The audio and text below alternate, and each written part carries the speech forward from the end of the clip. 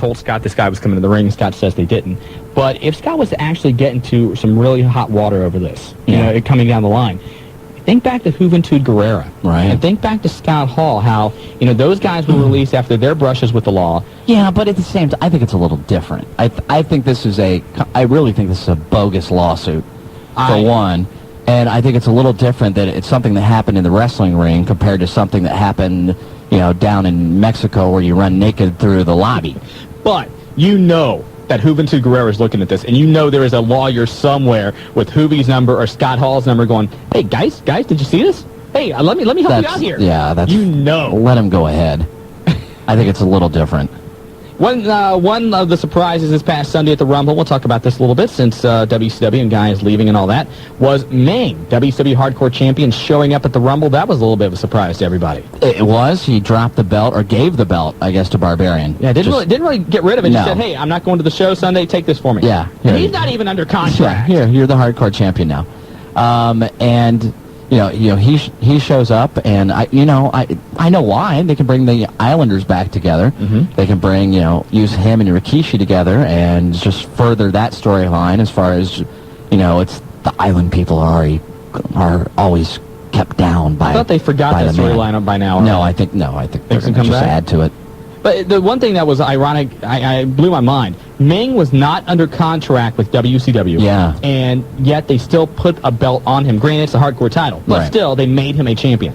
Well, I think WWF just sent a message to WCW, sign your guys, or don't put belts on them. Yeah, and Meng's a guy who, you talk to guys in the locker room, they love him. They say he's absolutely one of the best guys in the back. I've heard that too. But he's never, I don't think he's ever really gotten over with the fans, especially in the last 10 years or so. I don't either. And this was simply Vince McMahon going, hey, Eric, I'm, a little, like you said, just a little message to say, hey, you know what, I can take any of your guys whenever I want. Yeah, I think it's exactly what it was, and I think Meng was more than happy because, well, he's under a contract now. Right. You can't do not blame Meng in that Absolutely situation. Not. He's working on a per-show basis. The WWF calls up and say, hey, are you under contract? He says, no. Here you go, guaranteed money. Yeah, I'd jump at it, too. I wonder if they had to pay extra for the afro. I don't know. I don't know. That's probably why he needed a contract, just to keep that. Does that count as a carry-on? Yeah, that's a very good question. I want to know that. Because they have that little thing whenever you're boarding a plane, if it doesn't fit in the little case, it can't go on. There's no way his afro fits in that. Does Andy count as a carry-on? Julia? Just wondering. It's an electronic device. 457-1065. We are going to take a break. More of your phone calls, and coming up, a huge interview.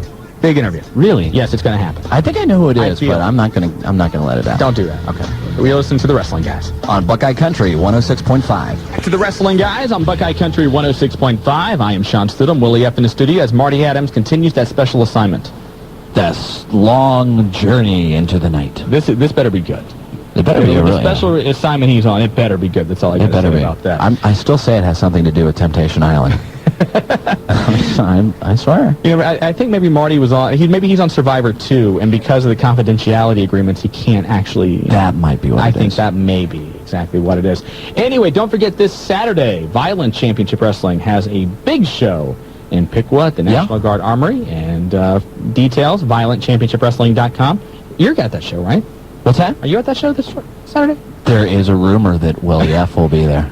So Willie F. is at one show on Saturday and at another show Friday. I'm sorry, Brock Guffman is. Brock Guffman, yeah, but see, that should make sense too. I mean, one show's all the way in Rising Sun, Indiana. Yeah, that's a long way for you to drive. I don't have to drive that far. Well, if you're going to be in Indiana Friday, and I'm not going to be in Indiana on Friday. I'm telling you. You were booked at the Grand Vic. No, Brock Guffman is booked at the Grand Vic. Whatever. Why do you continue to want to stir these rumors up? It's okay. Line 6, let's go to the Undertaker guy. How are you? Not too bad. My question is this. Is there a chance we might see a three-way at WrestleMania? Between who? Angle, Austin, and Triple H. It always depends on what hotel they're staying at. Oh, well, stop that. Oh, wait, no, you meant in the ring. Don't go there. Don't go there. It's entirely possible. I mean, if you take a look at the last few years, the winner of the Rumble even though they might get the shot at WrestleMania, a lot of times they've changed that to a four-way dance like we saw last year, the elimination match. We've seen a lot of times where the winner of the Rumble did not actually get the shot because of an injury or because of some stipulation. I think you're still going to see Austin in a WWF title match at WrestleMania. I agree. Whether or not it's a three-way, I don't know. I think a lot of it depends on how true the talk is about Shawn Michaels coming back. If Michaels comes back, I think the only guy right now they would put him against would be Triple H, especially at WrestleMania. So you probably have Rock, Kurt Angle, and Awesome. Ain't they going to turn Angle as a good guy now? I mean, that's the way acting. Sure looks that way. Yeah, well, another question is about The Undertaker and Kane. Are they just going to keep them as a tag team from now on and go after the Dudley Boys? I think this tag team you see with those two is going to be a very short-term situation. It normally is with those guys. Okay. And then they'll fight each other, and then we'll all go, and then they'll part ways. And Jim Ross will talk about how can two brothers fight against each other? Yeah. God, I brother hope versus not. brother. God, I hope not. They've done that too many times. I agree with Yep. you. Okay, Couldn't agree more. Another thing, you guys need to respect Julia. We do respect I do respect Julia. She's a nice person. She's a Thank very you nice very She's a person. very nice person. $50 an hour, you'd be amazed how nice she can be. Willie F. treats her too mean. Who does? I do. I just do that. I know. He just- Sean's the one that just Sean- made that yeah. horrible comment. I would never say that. Julia is great. a lovely, wonderful Yes, she woman is. that Okay. takes a lot of abuse from us, but we Yes, could not I do the do. show without her. You wouldn't know how to push the buttons. That's right, because she is a god in her own way. And I know. All right, that's it. Bye. Undertaker guy, appreciate the phone call. Thank you very much. Again, a big interview coming up in about 10 minutes. I've been Really? trying to save this little segment right here. So, a huge interview coming up in about 10 minutes if they're not, listening and they don't. Yeah, You know, that that show? No, not going to do that. Let's go to line 7 and talk to Rich. Rich, hi, how are you? Hey, how you guys doing? Well, how Good. are you? Pretty good. Hey, a couple quick questions. I noticed that the Animal's back in WCW. Have you heard any word on Hawk coming back? I haven't. Hawk, I guess he was doing some stuff over in Japan, last I heard. He was going to try and go back over there and resume, what is the name of that tag team? Him and Sasaki. Hellraisers. Hellraisers. Possibly about doing some more stuff with them. Hawk has some baggage.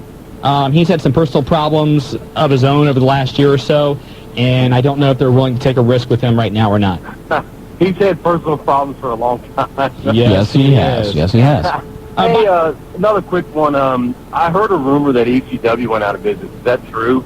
Not true yet. Not true yet. They Are had a they show. struggling? Oh, big time. Yeah, big time. Paul Heyman is about $5-6 million in debt. They don't have a TV deal. He is trying to still operate that company as a national promotion, and quite simply, he doesn't have the money to pay the guys. A lot of the workers are, at least 2 weeks behind in paychecks, if not 8. Yeah, I heard that. I've already heard that a lot of workers, a lot of the ECW guys have been contacted and have agreed to appear on the next iGeneration pay-per-view. Really? Yeah. Yes, I have. I did. Very I did hear interesting. that. Well, great. Thanks, guys. I Sure. appreciate it. You guys keep it up, all right? Hey, Rich, hold on. Julia says you win a book. Yeah. Do you want one of the China books? Yeah. that'd Okay, be great. hold on the line. She's going to get your details. Okay. All right, thank you. congratulations. And it is a win it before you can buy it Wednesday on the Wrestling That's Guide, right. which is huge. Again, China, the 9th wonder of the world. If they only knew her life story in her own words. It comes out next Tuesday? Is that the Next 30th? Tuesday, yes. And but we have some copies We now. we're have gonna them give right away here. throughout the night. Keep listening. You can't do anything. Don't call up and beg for it. No. It's going to be at random. Right. So Julia just said, okay, that they win. That's right. It's rough. Julia, you have to be really nice to Julia when you call up. We mentioned that Julia is, this Saturday going to go down to Les Thatcher's Main Event Pro Wrestling Camp. Another guy who is going to do that as well, I shouldn't say another guy, a guy who is going to do that as well is the winner of our grand prize from the 2000 Wrestling Guys Listener Awards, Kid Chuck. When is that going to happen? They're still working out the negotiations okay, on that. gotcha. But I talked to Les about it the other day, and you know how wrestlers or anybody in wrestling is about returning phone calls. Yes. So, you just got to say, okay, make that phone call. But Kid Chuck is on line 8. Kid Chuck, how are you? Hi, how are you? Hey, what's up, guys? Now, What's up? All right. I wanted to get your takes on that Chris Daniels Mike Modest match from Nitro. I didn't see it, but I heard it was absolutely horrible. And one of the reasons that it was because they were trying to put 15 minutes of spots into 5 minutes. You have to understand one thing about that match, and like I said, I didn't see it, so I'm just going based on what other people have told me. Essentially, they should have never been put on a Nitro yet without actually being in the WCW ring and been able to test out stuff, because I heard that one of them, I can't remember if it was Modest or Daniels, was having a lot of troubles with the ropes. It was Daniels slipping off a lot. Those guys are a lot better than that, and I think that put them into a very bad light with a lot of the botched moves and stuff. And plus, the guys were nervous. You give them a couple dark matches. Let's look at the WWF. Okay, before they did the Kurt Angle-Steve Austin match that you saw on Raw, they let those guys work that same match on a house show that Saturday, so that they can get the timing of each other down, so they could get some spots down, and then they allowed them to go on Raw and do the match. Well, they didn't allow Mike Modison and Daniels to do that, and those guys are nowhere near what Austin and Angle are. And you got to think, those guys work normally in front of crowds of 300, maybe 1,000 people. Now you put them on in a arena that has 10, 15,000, a television audience of 2 million. Anybody would get nervous. I doubt there was 10 or 15,000 people in the WCW arena. You never know. Those lights, they hide a lot of people, so I'm sure they're there. That's true. Chris Daniels did look kind of nervous. And it's funny that you said it looked like they were trying to get 15 minutes of spots in 5 minutes, because that's what all of his matches I've seen it look like. Really? He's got a lot of talent, but he needs a lot of work. Right. The guys can do everything. It's just his match chemistry isn't great. That's what I heard, too. I heard there wasn't a lot of psychology going on in that match. I heard there was actually a lot of times where the guys would not be selling something, or they would, someone would hit them and then they would get right back up again. I just heard it was a really bad spotlight for those guys to be put in. Do you know if the sale of the company in any way affects the working agreement they have with New Japan, with WCW New Japan Wrestling? I don't think so. The only thing that I heard, and I haven't been able to confirm this, is that there's some reports that some of the WCW guys have in their contract that if WCW gets sold, then they have an out. Yeah, that was over the weekend. Actually, I think Monday, Bill Goldberg appeared on the Bubba the Love Sponge radio show. For those of you that don't know, Bubba the Love Sponge is a show out of Tampa, and Bubba is very good friends with Hulk Hogan. Absolutely. And Hogan comes on really every week, and a lot of times what Hogan says, it's more of ribbing the fans and not really talking truthfully about what's going on behind the scenes or in his own life. He said he was, quitting wrestling to go join Metallica, and he was trying to play it off as being serious.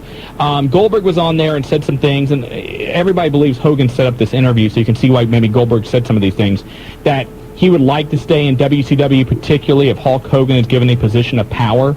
I can't see him. Why would he say that? Well, but he's friends with Hogan now. I mean, he chummed up with Hogan. Okay, I didn't know. And the other thing, too, is that, like Willie said, there is this rumor, and Goldberg alluded to this on the show, on Bubba, that in the contract, if WCW is sold, they technically become a free agent. Right. Now, the technicality in all this is Time Warner still will own part of WCW.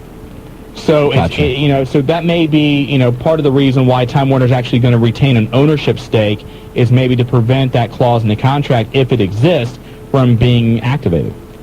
Okay, I just want to say one last thing before I get off. Again, while I was asking about the New Japan, I think if they brought in Jushin Liger, that could be a big help to the company, like just a boost, just like for a couple of weeks.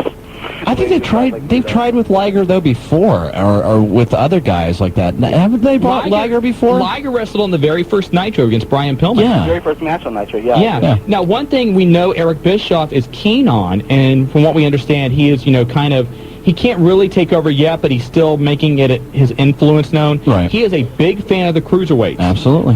Which is good news for maybe guys like Shark Boy in the HWA, maybe getting another shot in the WCW, we hope.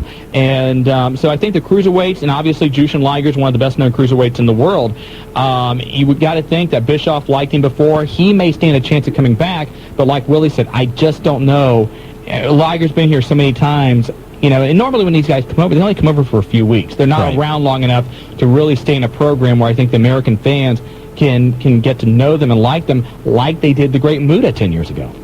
And I don't know if a lot of American fans would catch on to the Japanese style of wrestling anyway. I really don't. That's true, too. Okay, that's all I have for you guys. Hey, Kid Chuck, appreciate the phone call. Let's go ahead and take a break. When we come back, the huge interview. Really? I said it's a huge interview. It's going to be a huge interview. It's going to happen now. Yeah. Okay. And when we come back, you're listening to the Wrestling Guys on Buckeye Country 106.5. The Wrestling Guys on Buckeye Country 106.5. My name is Shawn Stidham, and I said we were chasing down an interview tonight, and it's come through. And I really don't need to give this guy an introduction, but I will anyway. He exploded onto the national scene really during the mid-'80s as the manager of the Midnight Express. Several legendary confrontations, of course, with the Rock and Roll Express and Paulie Dangerously in the original Midnight Express. Since that time, he's bounced around. He's been in WCW, the WWF. Now he is in charge of Ohio Valley Wrestling. I'm sure you know who I'm talking about by now, Jim Cornette. Jim, welcome to the Wrestling Guys. Well, Shawn, thank you very much, and your check will be in the mail. You read that just like I wrote it. Oh, I know you got a busy schedule. Appreciate the time. This Friday, Ohio Valley Wrestling combining with the HWA for a show at the Grand Victoria Casino. A lot of us hear a lot about OVW, obviously, with your affiliation with the WWF. But tell us a little bit more about it. Well, I'm really pleased, first of all, to be working with Les Thatcher and the Heartland Wrestling Association, because I've known Les for 20, more years than he will want to admit, as do I. And, now that I'm with Ohio Valley Wrestling down here in Louisville, we're next-door neighbors, Louisville to Cincinnati, and it's the first time we've really gotten a chance to work together, but we are going to be doing more in the future. Ohio Valley Wrestling right now is probably doing better on all fronts than it ever has. We have a tremendous television slot down here. We're on the WB affiliate in the Louisville area. Reaches over 1 million homes in central Kentucky, and that's Saturday nights at 11 p.m. for all of you folks that are within range. WBKI 34. We also have a tremendous event coming up at the Gardens, Christmas Chaos. It was originally scheduled for December 13th, but because of the freak winter storm that hit Arkansas and trapped a lot of the WWF talents, including Stone Cold Steve Austin, in Little Rock on December 13th, we rescheduled that for the Louisville Gardens this coming Wednesday, January 31st. That's going to be a sellout, the first legitimate wrestling sellout in the Louisville Gardens in probably about 20 years, except for a WWF pay-per-view. So that's doing well. A lot of our shows around the Kentuckiana area doing well, and also we have a great group of talent.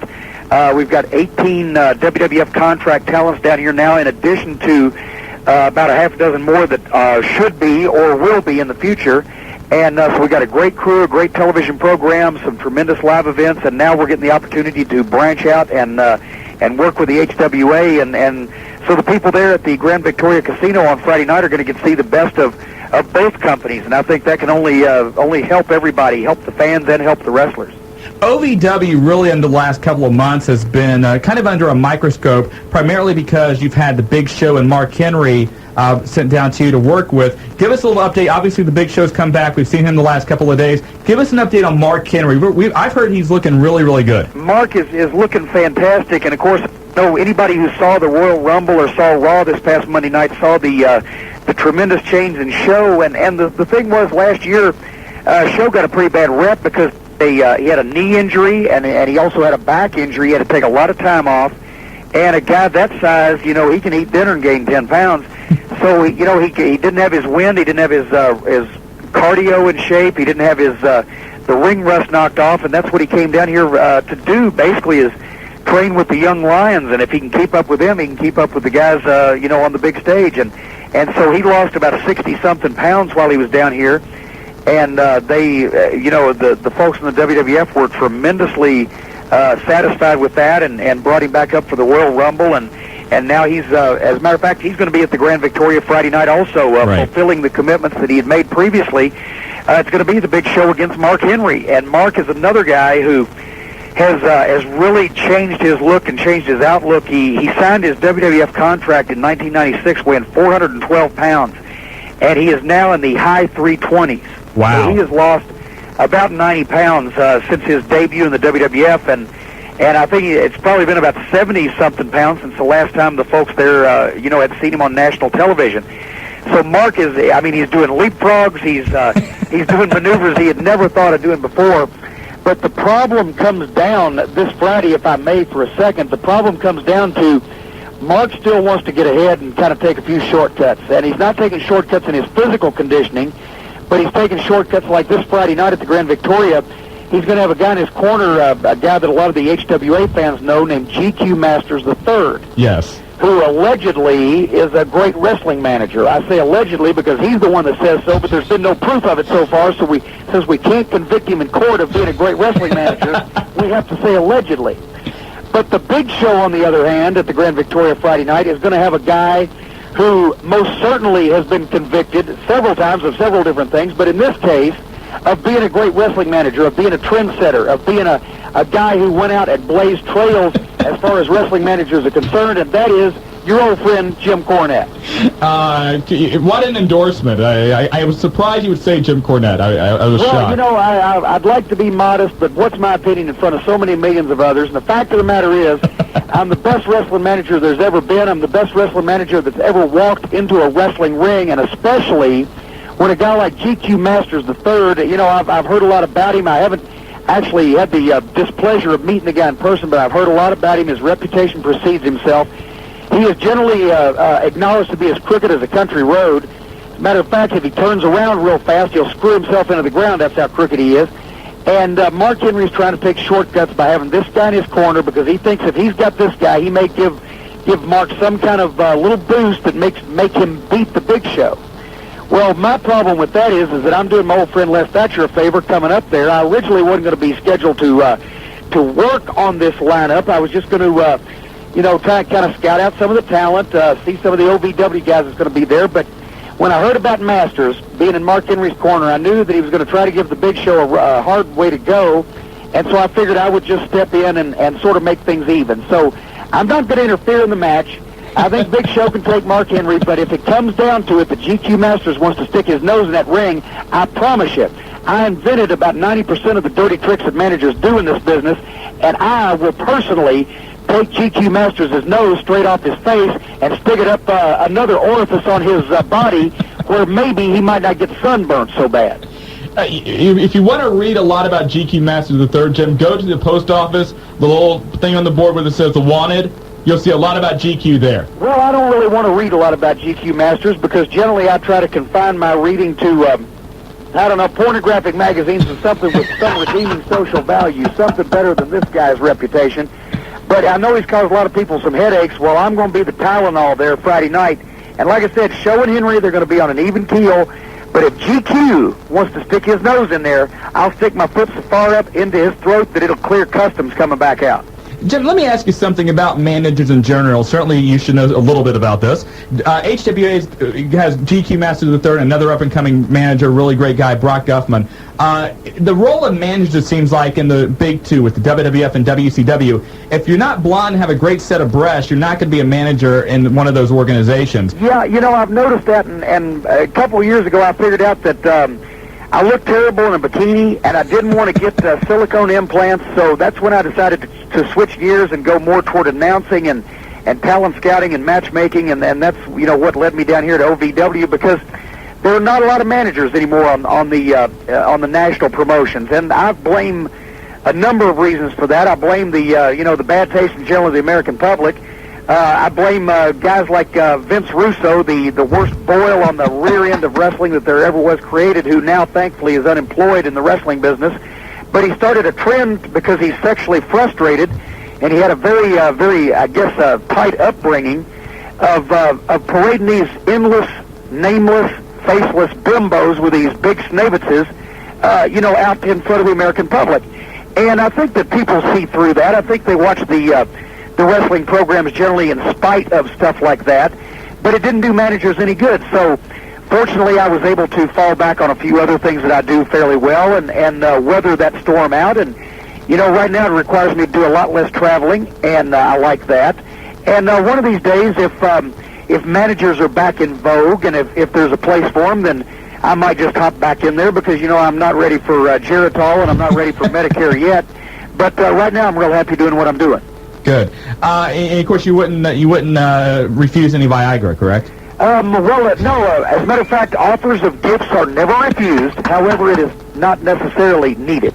Gotcha. Let's go back a little bit and talk about the Big Show, because there was a lot of talk about when he was sent to OVW that, along with the physical rehabilitation, that there was a little bit of an attitude adjustment needed with him as well. Is that the case? Well, I think a lot of that came from the people on the internet who basically have to have something to talk about and have to have rumors to report whether they're true or not, or have to have gossip to talk about whether there's foundation in fact.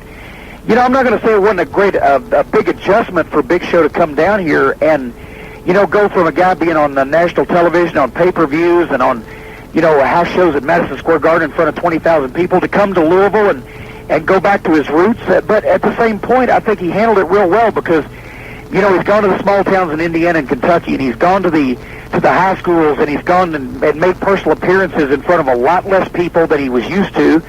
But he views that as, or at least he's viewing it now as kind of paying his dues in reverse, because when he got in the business, because of his size and his stature and the impact that he was able to make, he didn't really have to go up and down the roads to the county fairs and pay his dues like a lot of guys do in this business. So he was just basically doing something that should have come a long time ago. It kind of came in reverse order, but he took it in pretty good stride.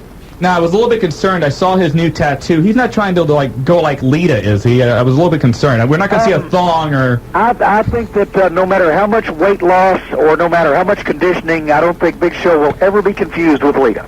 God bless that. Let's go back a little bit and talk about your history, of course, in the mid-'80s with Jim Crockett and managing the Midnight Express, and especially the feuds with the Rock and Roll Express. That had to be just such a fun time for you. Well, it was, because that was a time when I think personally that was my favorite style of wrestling at that time, was the NWA and the Southern style met the big leagues and went to national television. And those were guys that could really get in the ring on any given night, and we did night after night, sometimes 100, 120 days in a row without a day off, and go in there and tear the house down. And the Rock and Roll Express, the Midnight Express, was basically the state-of-the-art tag team match for all of the decade of the 80s. And the people never got tired of seeing it.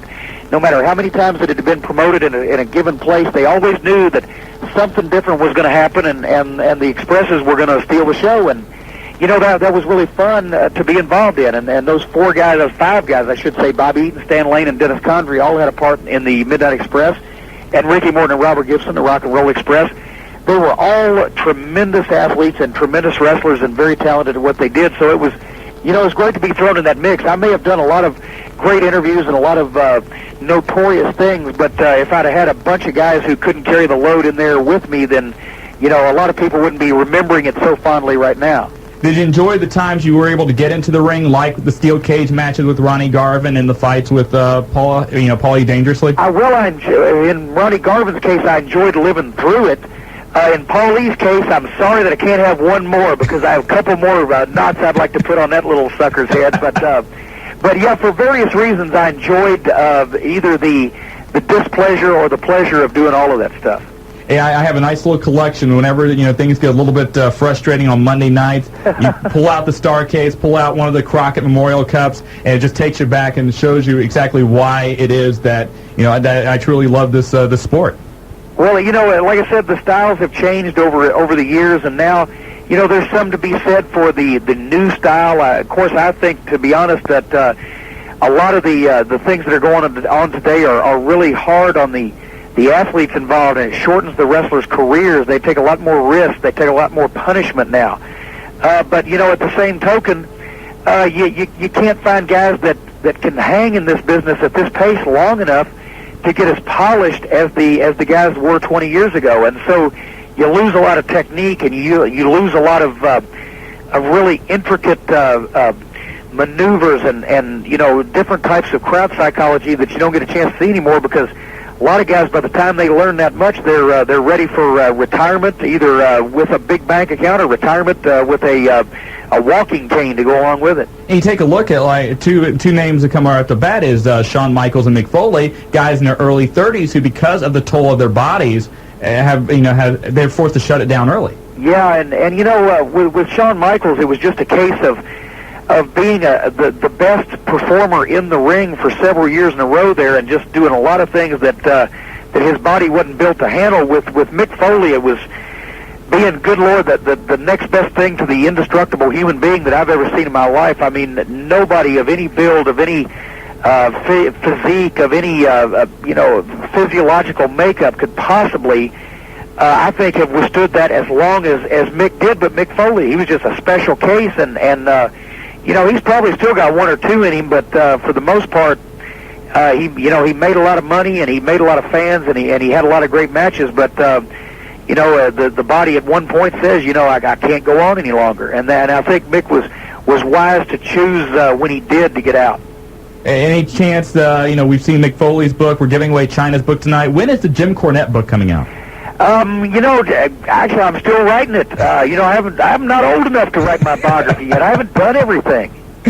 A little bit ago, we talked about Paulie Dangerously. Yourself, obviously, you're in charge of OVW. You've also had your hand with Smoky Mountain and other organizations. Do you have any insight on why Paul Heyman is having the problems he's having with ECW? Is it the state of the business today, or what's your take? Well, I could talk for about a half an hour on my differences in philosophy with Paul Lee, but I'm sorry, I don't think that there is room for another national promotion. I think that he had a great base in Philadelphia, and if he had concentrated his efforts on being a wonderful regional promotion, filling a niche in the Northeast, I think he would have been well off. But he tried to get television across the country, tried to do pay-per-view events, sign guys up to huge contracts, and basically what I read recently, whether there's any truth to this or not, is he's about $4 million in the hole. Yeah, I've heard the same thing. And, the point is, Vince McMahon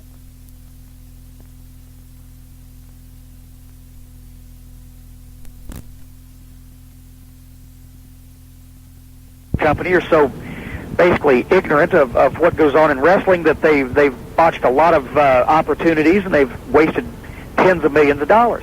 Are they going to be able to turn that around now? And somehow make this promotion national and some type of rival for the WWF, it's ludicrous. I'm content and would be content to stay where I am and do a good job and do a good television show and have a good crew of guys and know that I'm going to have a lot less stress and a lot more success if I stay away from national and just worry about tending to my own backyard. Do you think that Vince has anything to worry about now with the new crew down in Atlanta? No. Basically, until they basically just pour gasoline on that whole thing, set it on fire, burn it to the ground, and start over from scratch, one wrestler at a time, nobody has anything to worry about. We outdraw WCW. When we run big events at the Gardens, we ran one in June, and we drew more people paid than they did in July to a show in a bigger building here in town with all of their stars. Didn't you send the Black Roses a few years back to their offices? That was to my old friend Jim Hurd, who I couldn't warm up to if we were cremated together. When I was running Smoky Mountain Wrestling, and when WCW first hit their first major gully, and we were outdrawing their shows on average in Knoxville with a budget of a shoestring and the talent that they wouldn't sign up because they thought that they were has-beens or never-weres. We were drawing more people per our average show than they were to their average show, so I sent Hurd a bouquet of black roses congratulating him on the death of his wrestling promotion. A nice little subtle touch. I think he probably appreciated that. Oh, I'm sure he did, because, as a matter of fact, he tried to, he saw it on his desk and he carried it down to Jim Ross's office. So the poor fellow was still, unfortunately, trapped working there.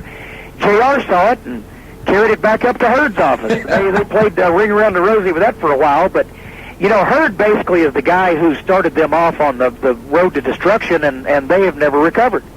They tried, and they had a real good run for a couple of years there, 96, 97, 98. Problem was that was under Eric Bischoff, a guy who would rather spend $25 million to make $15 million than spend $10 million to make $12 million. Because he wants to ride on his motorcycles and buddy up to his Hollywood pals and, shake hands with TV stars and, be in the locker room with a bunch of famous ex-wrestlers. Oh, I'm sorry, they're not ex-wrestlers. They still wrestle for WCW.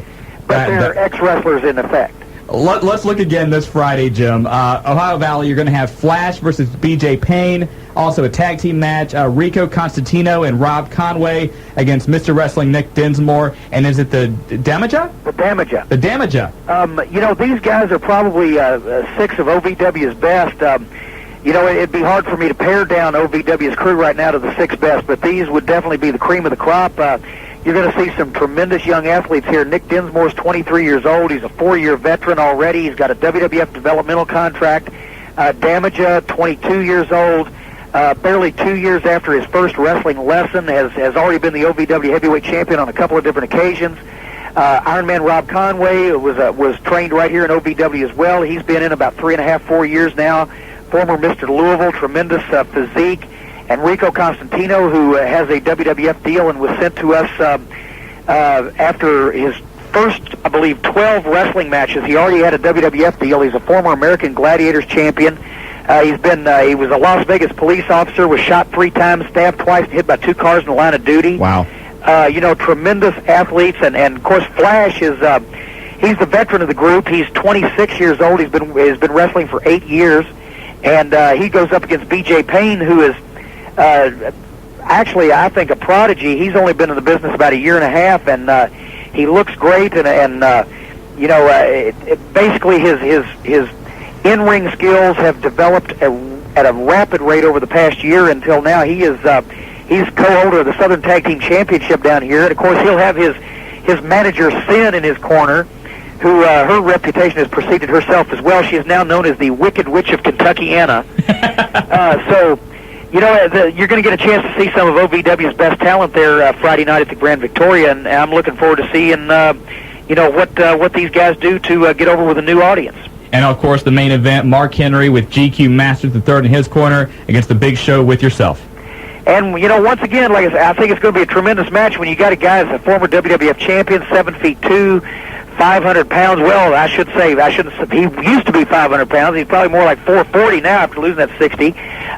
Going up against Mark Henry, who is looking better than ever, a U.S. Olympic weightlifter at 6'4" and 320-something pounds.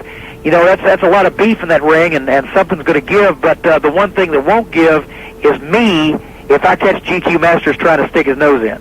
And that is Jim Cornette, again, this Friday, Grand Victoria Casino, the HWA and OVW teaming up to combine for what looks to be a great show. Big Show, Mark Henry, Jim Cornette, all on the card. Tickets are available. Call 812-438-1234. Jim Cornette, thank you for your time. Let's do it again someday. Shawn, thanks a lot, and I hope to see you down there on Friday night. I will be there. I look forward to seeing you. Thanks a lot, Jim. Take care. Thank you. Bye-bye.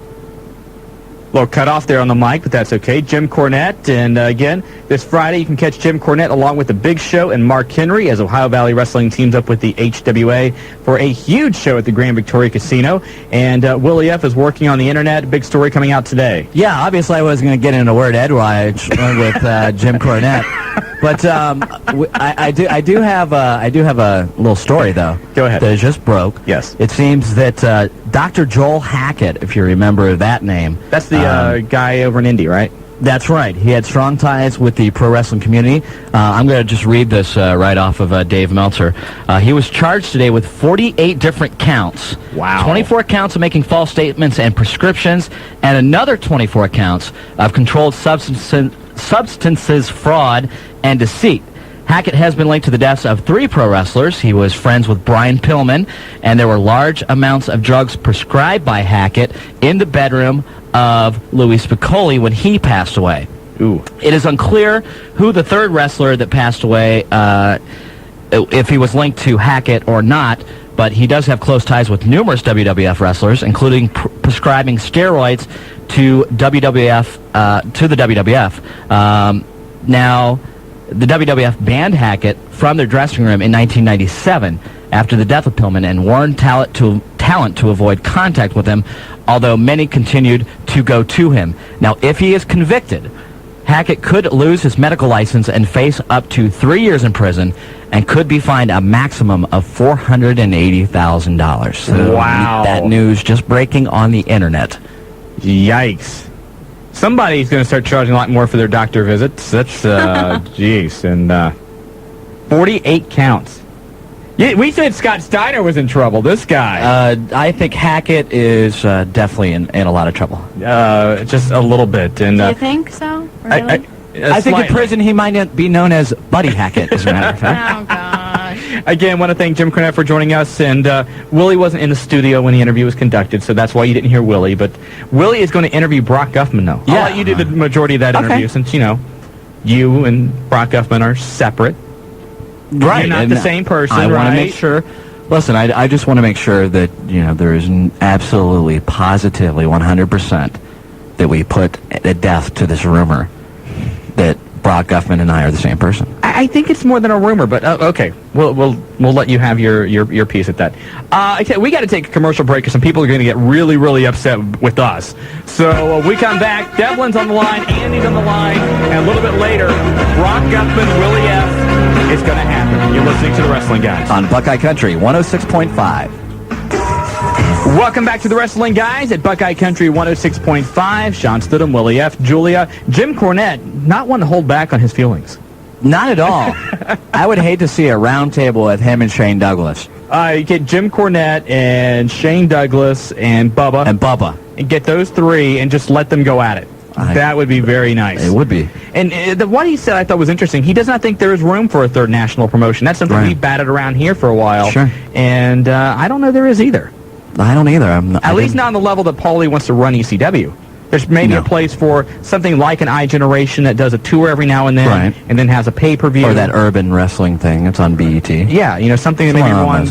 You run one show a month, and then out of that show you can get 4 hours worth of TV, and maybe one pay-per-view a month. But the problem is you couldn't pay your guys enough based on 2 or maybe 3 shows a month to keep them from being lured by the WCW or WWF. If you did, it's ridiculous. No, but at the same point, you could still get those guys' names out there, and it might be a really nice thing for those guys, because at the same point, then they can work, 2 or 3 shows, get a nice paycheck, go work some indie shows, and still get seen on a national level that maybe, WWF or WCW might look at them. So if you treated it like Jim Cornette treats OVW as far as being, the Toledo Mud Hens, if you will, as far as if you treat it as a stepping stone instead of an actual competitor for the WCW or WWF, correct? That is correct. Okay. By the way, speaking of OVW, if you look in the latest Raw magazine, the one with Mick Foley on the cover, there is an article about OVW and covers a lot of the different guys that are down there right now. Bob Orton's son is one of the guys who's down there along with Brock Lesnar.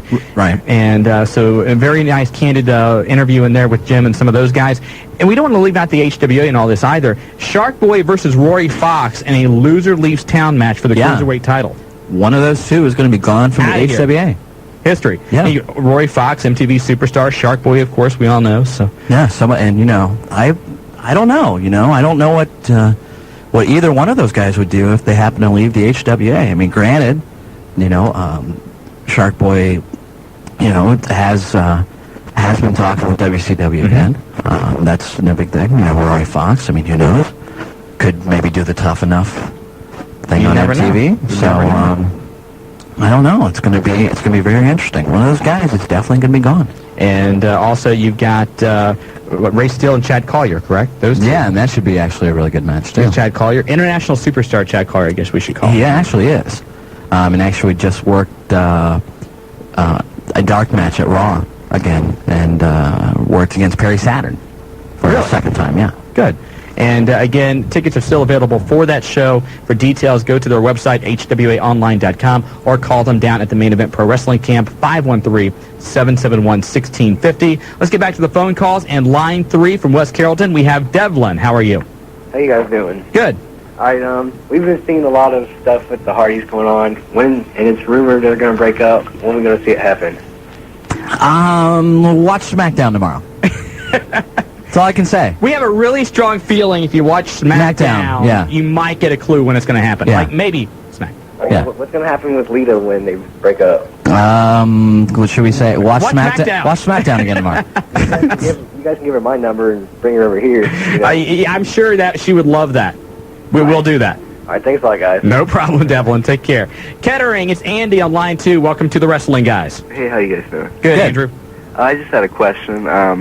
About a year ago, you guys kind of based the whole Wrestling Guys show on overrated and underrated people. Yeah. I was wondering who you think would be on that list now, or if it's changed, or... You can have first dibs at that. What, who I think is overrated? Overrated or underrated? I think overrated is The Rock. Really? Yeah, and the reason I think is because every once in a while, though, he'll break out of doing the same cliched catchphrase nonsense that he's done. And granted, I liked it when he first started, but now I think it's just repeated. I mean, how many times does he have to call Kevin Kelly a hermaphrodite and things of that nature? I mean, it's just, I'm just get tired of it. Underrated, I still think William Regal's really underrated. That's not a bad. And I think that he needs to.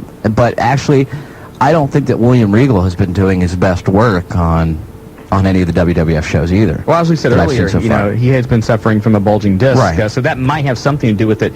And I'm flipping through a PWI, just trying to get some names and trying to get somebody that jogs my memory. I think, and God bless him, because the injury he suffered is the worst I've ever seen. Sid Vicious still has to go in the overrated category. I would agree with that. When Gary Michael Capetta was on our show, he was kind of amazed that Sid is still able to find work, given all the different promotions he's basically screwed over in the last 10 years. As far as underrated goes, I think maybe Lance Storm.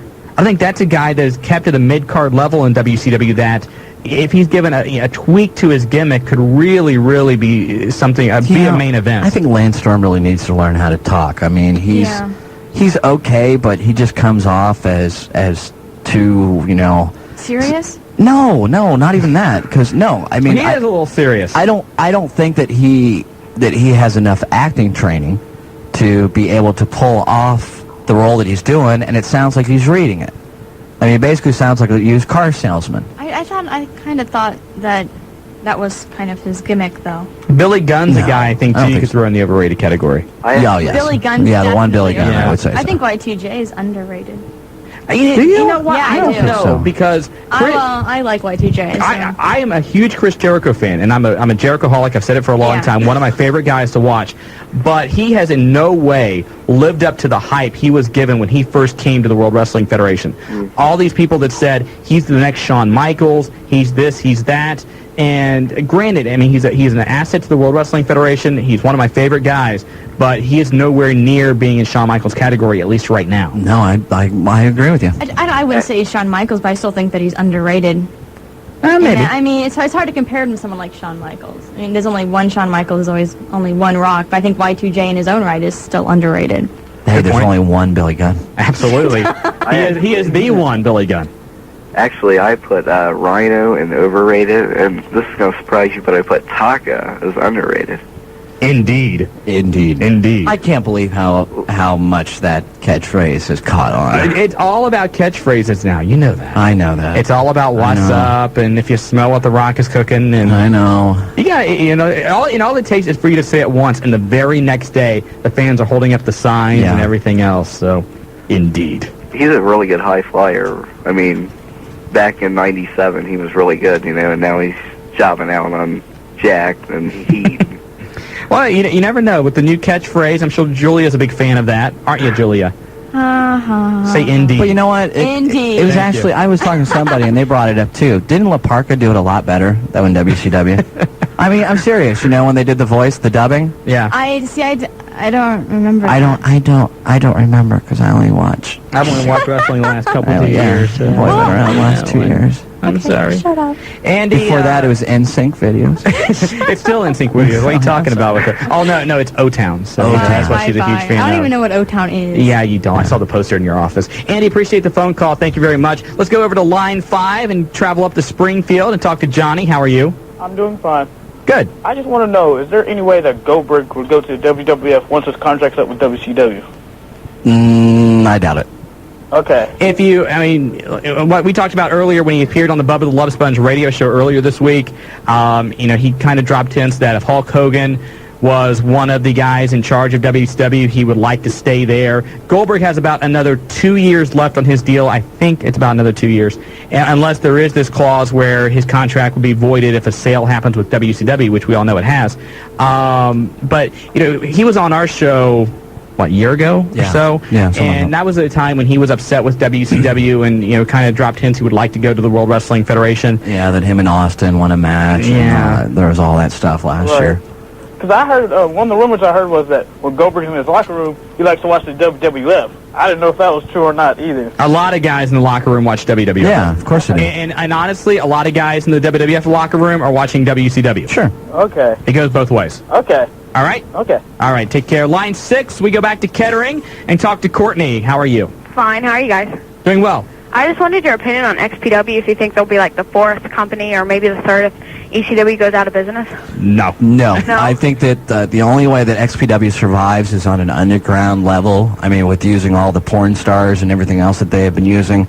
I think that they will clearly always be an underground level. I mean, they're going to do really well out in the West, out in California, LA area. They already do really well, but I really don't see that catching on to any. I mean, and the thing is too, you have to understand.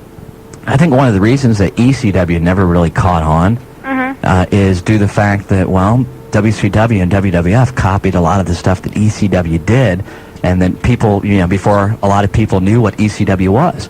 So basically, when ECW came along, it was just like, they're just copying.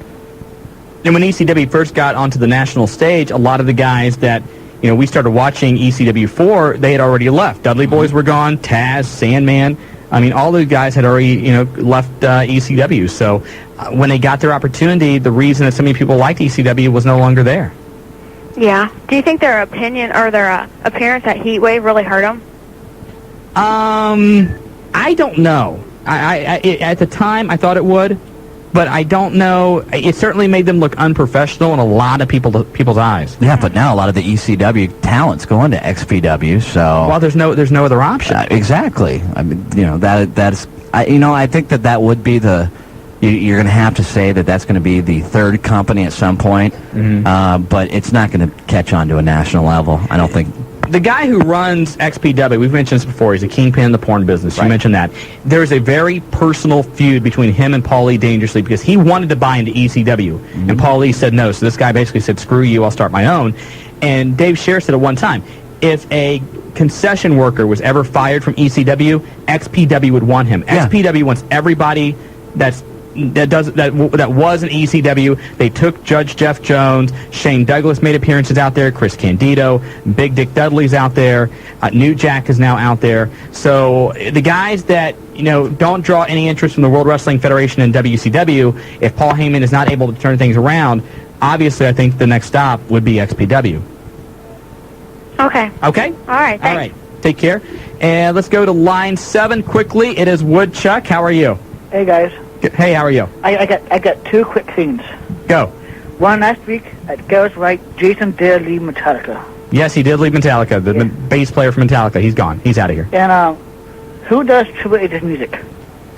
Rage Against the Machine, I thought, was involved. It's a Rage Against the Machine sound. No, it's not. I know who it is. Who is it now? I believe it's Motorhead. It is Motorhead. Is it? There is no mistaking Lemmy's voice. Let me tell you, that is Motorhead. But the first rendition of Triple H was Rage Against the Machine. No, it was not. It sounded that they wanted to make it sound like that. Yeah, but I can't remember who it was. But yeah, it is definitely Motorhead right now, which you can download off Napster.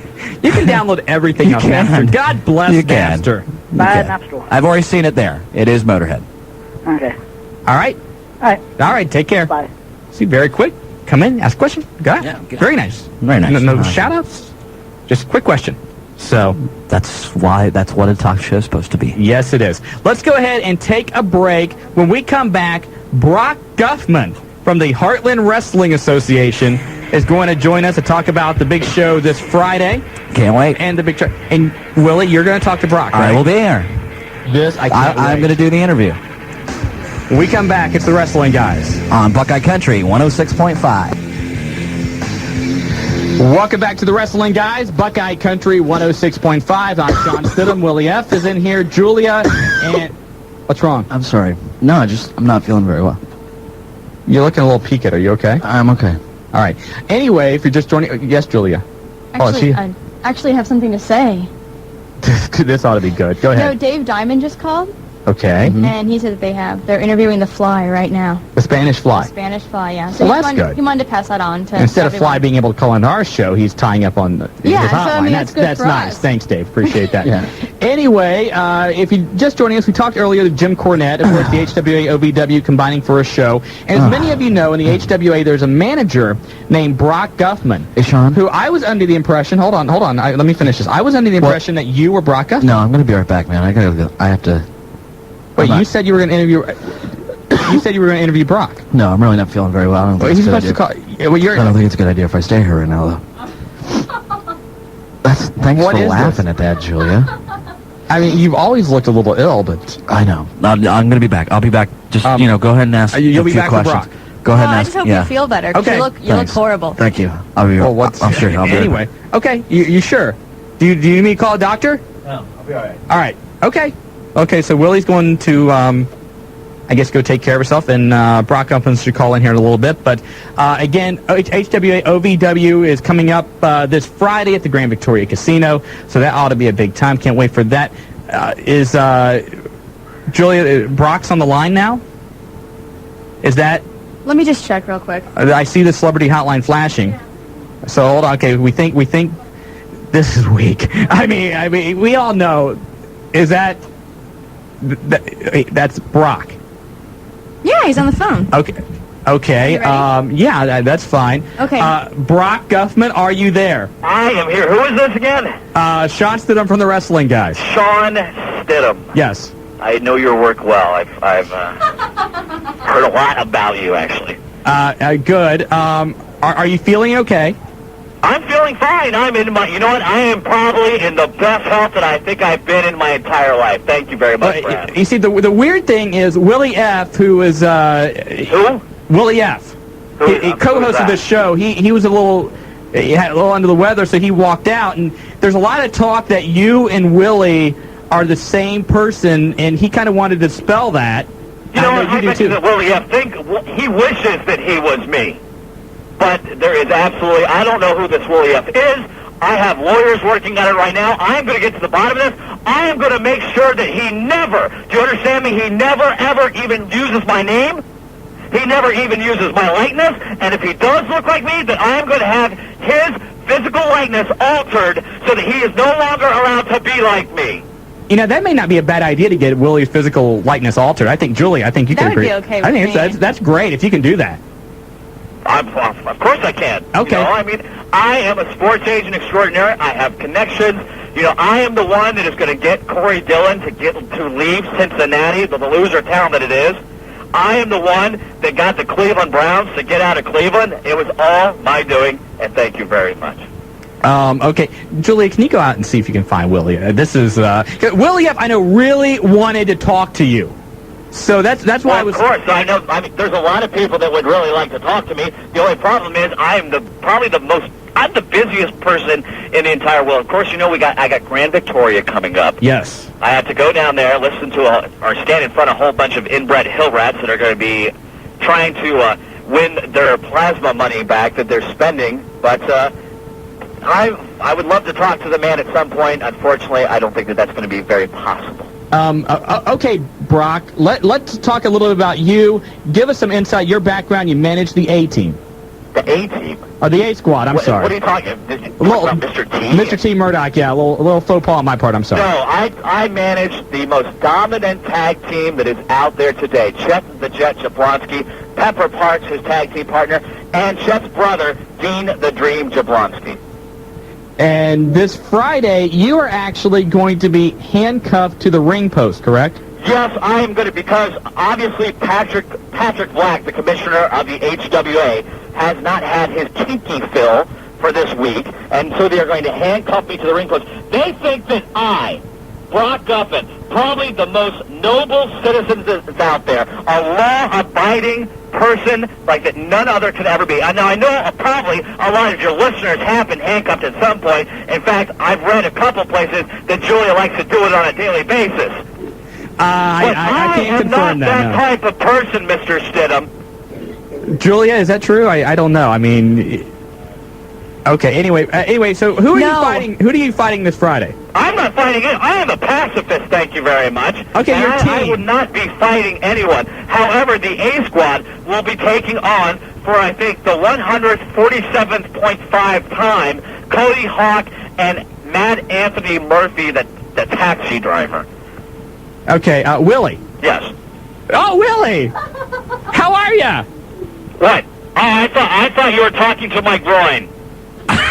You've nicknamed your groin Willie. Yes, exactly. That's exactly what I've done. Oh, okay. I still, you and Willie F. look so alike. Your voices are similar. I just thought that Julie, that they sound alike.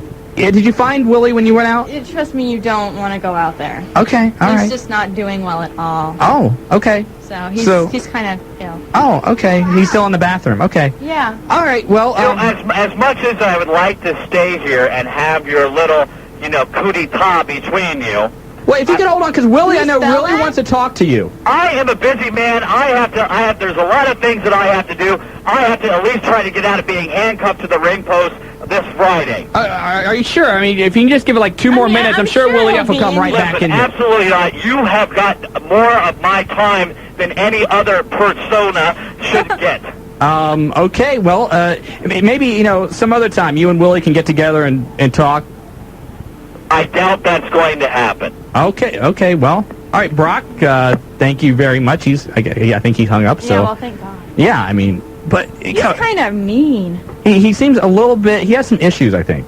But, Willie F, when he was a heel, he had issues, and he went through therapy. And are you okay? Hey, are you okay? Where were you? Man, I'll tell you what. No, I won't say which one it is, but there's a buffet out there that I would avoid. Okay. With that, we're going to take a break. Are you?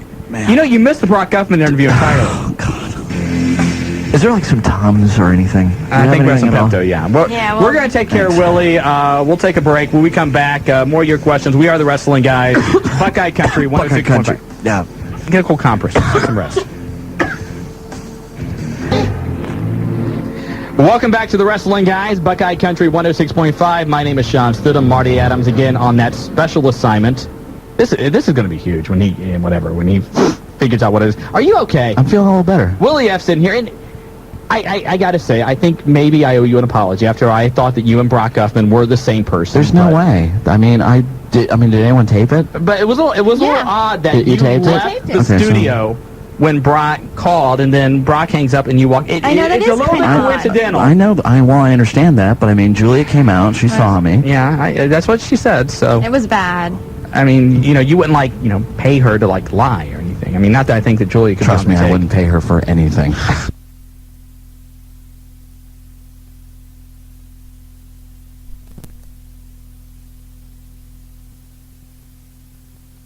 Still a Win It Before You Can Buy It Wednesday. We still have a couple copies of China's If They Only Knew autobiography to give away to you. It comes out Tuesday, but you can win one tonight. Don't beg for it. Just at random, we're going to give some out. So let's go to line 1 and talk to Don Kirby. Don, how are you? Don, turn down your radio. I'm doing fine. All right. That XPW, that wrestling, I caught it one time on Channel 4. It ain't all that great. It ain't nothing compared to ECW. I think ECW is going to come back. Well, we hope so. Did you feel like a lot of people that XPW maybe was ripping off ECW in a way? Yeah, it was nasty too. I didn't like it really, and I'm a big wrestling fan. I've been to 80s Grand Sports Arena down in Florida. Willie F, I got a color picture you about The Rock. Okay, what about it? He said about The Rock didn't get a lot of fans. How'd you put it on? I said The Rock was overrated. Right. The Rock ain't overrated. His daddy and Tony Atlas used to sell out all around the arenas. No, I realize that. I just think that he's overrated because I think that he basically just rehashes things that he's done before. He's actually, if you really, really watch him, he's not that great of a worker as far as in the ring. His punches are probably the weakest of any of the top flight guys in the business right now, and I just think he's overrated. I just think that we see exactly the same thing from The Rock, match after match after match after match. Yeah, I seen The Rock about 5 years ago down in Tennessee. And I bet you then if you watched this week, you saw the exact same match. Savannah. Okay. Well, that was my question, and the thing about the ownership, I think the wrestlers is going to buy the WCW. I think the wrestlers are behind it. Well, the sale has already went through, and it's Eric Bischoff and Fusing at Media Ventures, and it's really not the wrestlers, although, I mean, maybe Hulk Hogan's involved, but none of the other guys are involved. But, Don, appreciate the comments. Thank you very much. Just, I think he's wrong, but that's okay. That's okay. Everyone's allowed to voice their opinion. Absolutely. Here on the Wrestling Guys. Even Julia. Yeah, sometimes. Even Julia. Hey, real quick, I want to plug this again for these guys. Violent Championship Wrestling, which really has built up such a great cult following almost out in the Piqua area. Yeah, absolutely. Piqua National Guard Armory this Saturday night. For details about the show, you can call 285-0289, or you can go to their website, violentchampionshipwrestling.com. I believe that if you buy your tickets before midnight on Friday. Yeah, there's a discount. Okay. Yeah, $2 discount, and fans bring the weapons match, right? Yeah, fans can bring, I guess, whatever kind of weapons that they want to the, and they will use them. They, the one guy, the po' boy. Yeah. So last week, and he guaranteed that whatever weapon in the ring. That's what he said. So you can bring him. Bring the stop sign you've got hanging in your garage for so long. Bring whatever. everything. It ought to be good. Should be good. Again, 285-0289, the phone number for Violent Championship Wrestling. Line 3 is where we're headed next. It's Tom. How are you? I'm doing fine. Good. I just want to know, when is WOW Wrestling on? Is that still on Thursdays at 7? Yeah, it's on right before SmackDown. And what do you guys think about that? It's Glow 2001. I haven't watched it. I like Glow. Glow. You haven't watched I've it? never watched an episode. It's kind of comical. That's why I watch it. And here's the big thing about WOW right now. They have a pay-per-view coming up February the 4th. Color commentator on that pay-per-view, Bobby the Brain Heenan. No, I will watch that. That is worth the price of the pay-per-view alone. And so Bobby Heenan is coming back to wrestling, at least for this one night WOW. Last Friday, I talked with David McLean, who is the president owner of WOW, who also founded Glow, and he is going to try and get Bobby for us next week. Wow. That is a maybe. That is a big maybe. But somebody from WOW will be on next week to talk up the pay-per-view. A hair versus hair, or not, I guess a hair match, basically. Hair match. And it's like a four-way dance. But they didn't say where the hair was from. No, they did not say that. But they didn't. Anyway. Okay. Could have been the arms or something. It could be. Forearm hair. Leg hair. Yeah, leg hair. Sponsored by Nair. Okay. Tom, appreciate the phone call. Thank you very much. Okay. All right, take care up there in Xenia. And should be a close match, though. Should be a very close match. Very close. Very close. Yeah. Very smooth. You are bad. You are very bad. What? I'm not feeling well. That's okay. You can hear that my voice is going. I got the sniffles. I know. I appreciate you toughing it out. You know what? I refuse to call off for this show. I appreciate that. I really do. By the way, I want to plug real quick the Wrestling Guys hotline, 24 hours a day, 7 days a week. You can get up to date, 285-0991, and all the information is there for you, including the calendar of events now with Jesse. Yep, Jesse's doing the calendar. I don't think he's updated it yet. We need to crack down on it a little bit. Yeah. He just talked to me before. I'm serious. Before I came here. Yeah. He was asking me, because he couldn't remember who I picked for the ECW matches. So I mean, he caught me online, and so I filled him in. If anyone can still do that, by the way. I think I'm going to go on the winning percentage. And what we're talking about before pay-per-views, Willie F. gives the not-so-accurate predictions. Right.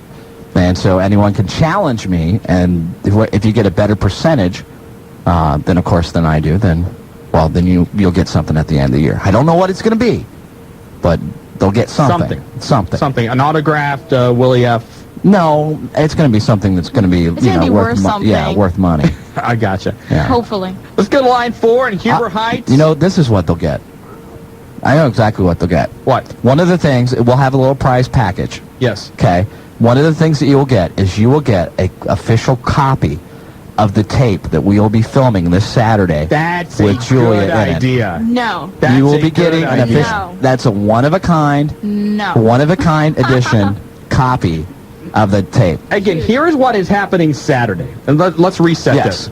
From 2 to 4 this Saturday, there is a free ladies wrestling clinic at Les Thatcher's Pro Wrestling Camp in Cincinnati, just 30 minutes from downtown. Well, 20 if you ride with me, but anyway. And it's from 2 to 4. Any female is invited to come down, again, free of charge. We have signed Julia up for this. Yes. She's going to get the microphone, the tape recorder. We're going to go down there. We're going to tape it. Willie and I are also going to videotape this. Yes. What we are doing with the videotape, I don't know if we told Julia this or not, but we'll let you in on this now. I thought we did. No. Maybe we did. What we're doing with the videotape, we're going to piece it together and send it to MTV, the Tough Enough competition. And we want Julia to be a part of Tough Enough. Primarily, we'll get her out of the studio for 9 weeks. And who are you going to find to replace me? I don't know yet, Oh, okay. when Marty comes back for special assignment. But the other thing, too, is that the rub, Julia goes on national TV. Sure. She's the producer of the wrestling guys. It helps us out. Absolutely. I'm not even going to make it. So. You're going to have to wear like the wrestling guys T-shirts and stuff. Actually, I think maybe a wrestling guy's tattoo. Yeah, that do would that. be very nice. A little tattoo of Shawn. We would love that. No. Maybe I you don't and me, on a little tattoo. No, I have a low tolerance for pain. Tattoos hurt. How do you know if you don't have one? Because friends of mine have had them, and I've watched. Friends have told you the they've told you tattoos that. hurt. Yeah. So. Yeah, so I don't want to go there. Let's go back to the phone lines. Let's go to Mike. Mike in Heber Heights, how are you? Thanks for holding on to the wrestling guys. Oh, I'm fine. I'm thinking. I was just wondering. I didn't get to see Raw this week. Had they mentioned if Mick Foley would be back and in some kind of on-air role by WrestleMania? No, they haven't said anything yet. Mick's taking some time off. Of course, had a bouncing baby boy. Oh, Mickey Jr. Mickey Jr. So he's hold taking on, some time Mike. off with him. Julia says you win a China book. Oh, okay. Well, so thank you. don't hang up. Hang on the line when we get done. Okay, thank you very much. Bye. Okay, I guess he. Well, yeah, don't hang up though. He gets really excited. Now, I guess Mick has said he'll be back in a couple of months. But had a little bounce. Are you okay? You're coughing a lot tonight. I know. I told you I'm not feeling well. I'm not going to catch something from you, am I? You might, because I think I caught it from somebody else. Any idea who that was, or?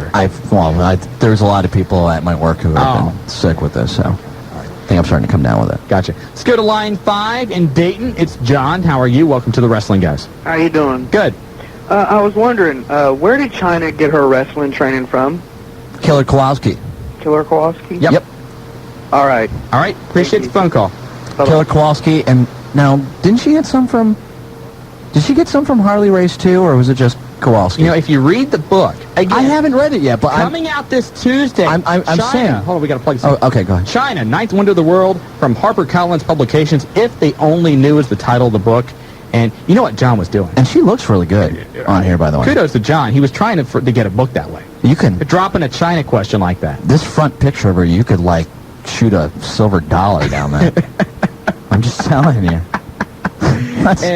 And by the way, for those of you wondering about China, life is a work. Just remember that phrase at all times. Yeah. Okay. Yeah, but am I not right about Harley Race, or am I wrong? You know what? You have to read the book. You don't know. That's what you're trying to tell me. You have to read the book. Because, wait. HarperCollins does not want the book. You cannot buy this until next Tuesday. Right. So we can't give away everything in the book. We got to build up the suspense. Okay, I'm sorry. When they give this, they're sponsoring, so we need to pump this up. Okay, right. So we're not going to give everything away. All right, I'm sorry. There's some really great pictures in here. There are some really good pictures in there. She looks really good. I mean, it's not Playboy good. Oh, it's not Playboy good, but... Yeah, and as Willie F. mentioned, not really any pictures of her, There's not. I mean, I just noticed that. I'm looking. I mean, there is casual... one in there that I kind of saw. Is there? It's kind of. I think she's in a bathing suit. No, I saw it, but I mean, it still doesn't look like her jaw is as pronounced. I'm thinking that the pictures were touched up. Are they? Really? And I'm not saying that's a bad kind of one. I'm not. There. Yeah. See, I'm not saying that's a bad thing, because I thought she was beautiful both ways. Yeah. Too. I mean, granted, I think that the surgery has done a lot, and I think that she's, that she looks really, really, really good now. Mm-hmm. But, I just think that they should have showed her the way that she was. Let's go to line 1 and talk to Tyrus. You're on the Wrestling Guys. How you doing, guys? Good. I just have, my question was, how long do you think the Dudleys will hold the title? I don't think they're going to hold him for very long. No. I think, I don't even see him getting past the next pay-per-view with him.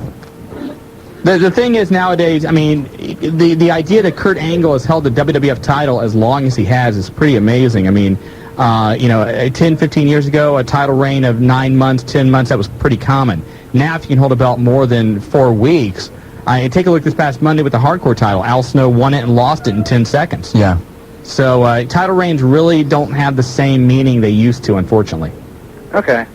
All right. All right. Well, I mean, I think that they will be in the WrestleMania. I think they'll be wrestling for the belts at WrestleMania. For the belts. Or for the belts. For the belts. I think they'll be for the belts. I think that they're going to do something, where they're really going to, because, like I said, we always talk about it is much better to watch people chase a belt than it is for them to have the belt and being chased. And most of the time, that is the fan favorite, so the Dudley Boys obviously fall into that category And of chasers. I think there's going to be something that is going to happen. I don't know what it is. I'm just speculating, really. I mean, I really don't know anything about this. That actually something's going to happen with them, and they're going to be, like, really beaten down, and people are going to be wondering if they'll ever come back, and then they'll come back at WrestleMania. That's just what I see. Kept up to speed on a few things. First of all, Scott Steiner. Steve Steiner, yes. He's in a bunch of trouble after he kicked an EMT at the Nitro taping on Monday night. Apparently, Steiner did not know that the medic was a plant who was supposed to go in and look at Chris Daniels and Mike Modest after Steiner attacked them. So the EMT has filed charges against Scott Steiner. He was served with papers as he was trying to leave Greensboro on Tuesday. And obviously, Scott has never watched the show before, that whenever anyone gets injured, that they normally have the EMTs come down. I mean, now granted, on the WWF, it's Sergeant Slaughter and his roving band of refs. Tony Gurria and... Isn't it amazing how they... I mean, that's what they do the entire show. Sergeant Slaughter and his boys, like, walk around the arena looking for trouble. That's what they do. He's an enforcer. He is. And Tony Gurria goes with him, and then, like, some renegade refs that don't have anything else to do. They just walk around the arena just to make sure there's law and order backstage. And then when there's not, bam, there they are. But, you know, the funny thing is they always show up, like, 20 seconds too late. Yeah, that's true. But they're always there. They're always there. God bless them. Ratings are in. Raw did a 5.6. Hours were 5.4 and 5.8. Rumor is Paul Heyman is talking with Fox sometime this week about possibly getting together with a TV deal. Again, that's purely speculation, but we'll find out, I'm sure, in due time. Dr. Joel Hackett from Indianapolis was indicted on 48 counts. 48 counts of writing false prescriptions. False prescriptions and illegal prescriptions. Yeah, big dope. And Hackett was a guy who prescribed steroids to a number of wrestlers, some of those who are no longer with us. Yes, like Brian Pillman and Louis Spicolli. The Rock will be leaving the WWF for a short time March 14th to film his role in the upcoming Scorpion King. Which he is the lead in. He is the lead in. Which he's getting $5 million for. Vince McMahon, executive producer, so kudos to them for that. Thunder is on tonight. Don't forget about that. And, yep. So's Temptation Island, too. Temptation Island is on. Temptation Island's on against Thunder. Which one are you going to watch?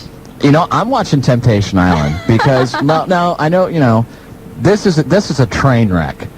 And that's where I love good train wrecks. And really this show is a train wreck. If you haven't watched it, do yourself a favor. Just flip it on, and you will just be amazed on what our culture has come to. Oh, I know. It's so sad. It's so sad. And train wrecks is why you like to sit in here every week. That is exactly right. Absolutely. That's why I look at Julie all the time. So I put these little papers up here, and I kind of block my view. Block it. That's nice.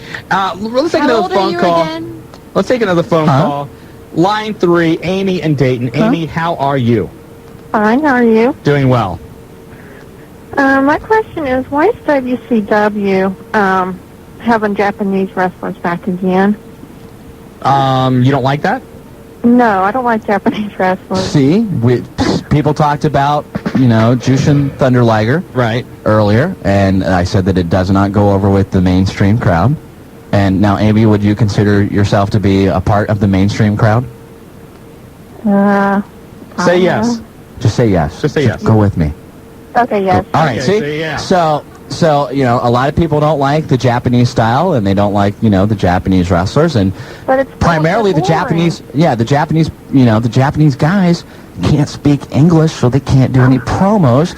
And in order to get over with today's wrestling crowd, you need to cut a promo. Exactly. You have to talk? Yeah. You have to talk. You have to talk. I mean, maybe the one Japanese wrestler who really has gotten over in the last decade, again, the Great Muta.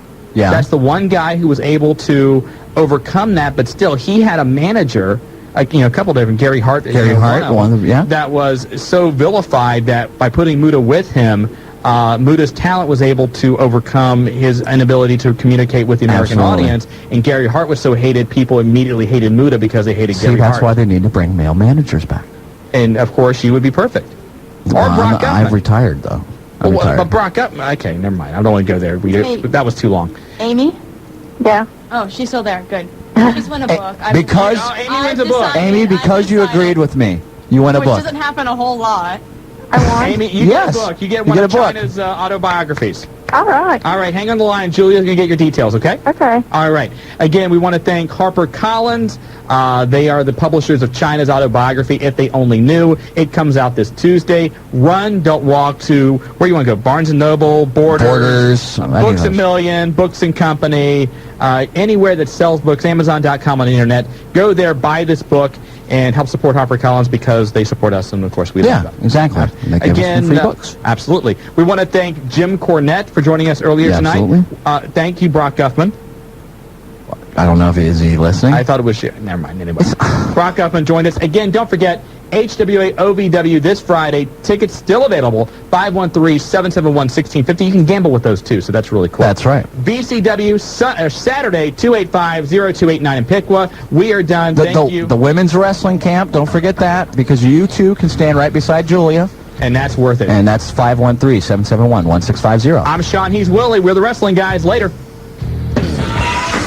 Good evening once again, everybody. I am Shawn Stidham. Marty Adams once again on that very special assignment, so you know what that means. Willie F. is in the studio. How are you doing? I am fine. How are you? I'm fine. Good. I'm fine for right now. Good. We have an absolutely loaded show tonight. We'll talk about that in a second. But first of all, we are almost as loaded as Road Dogg. Not quite. Not quite that bad.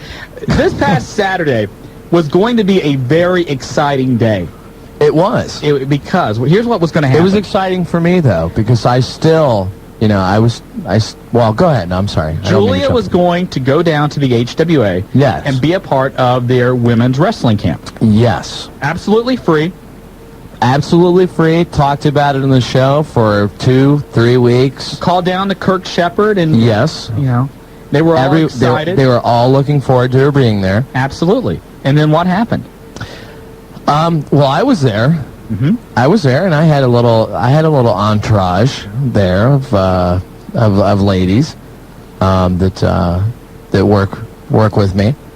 And should we go into that any further? Or it's not a side business. You don't have to go into any further. There's nothing going on there. All right.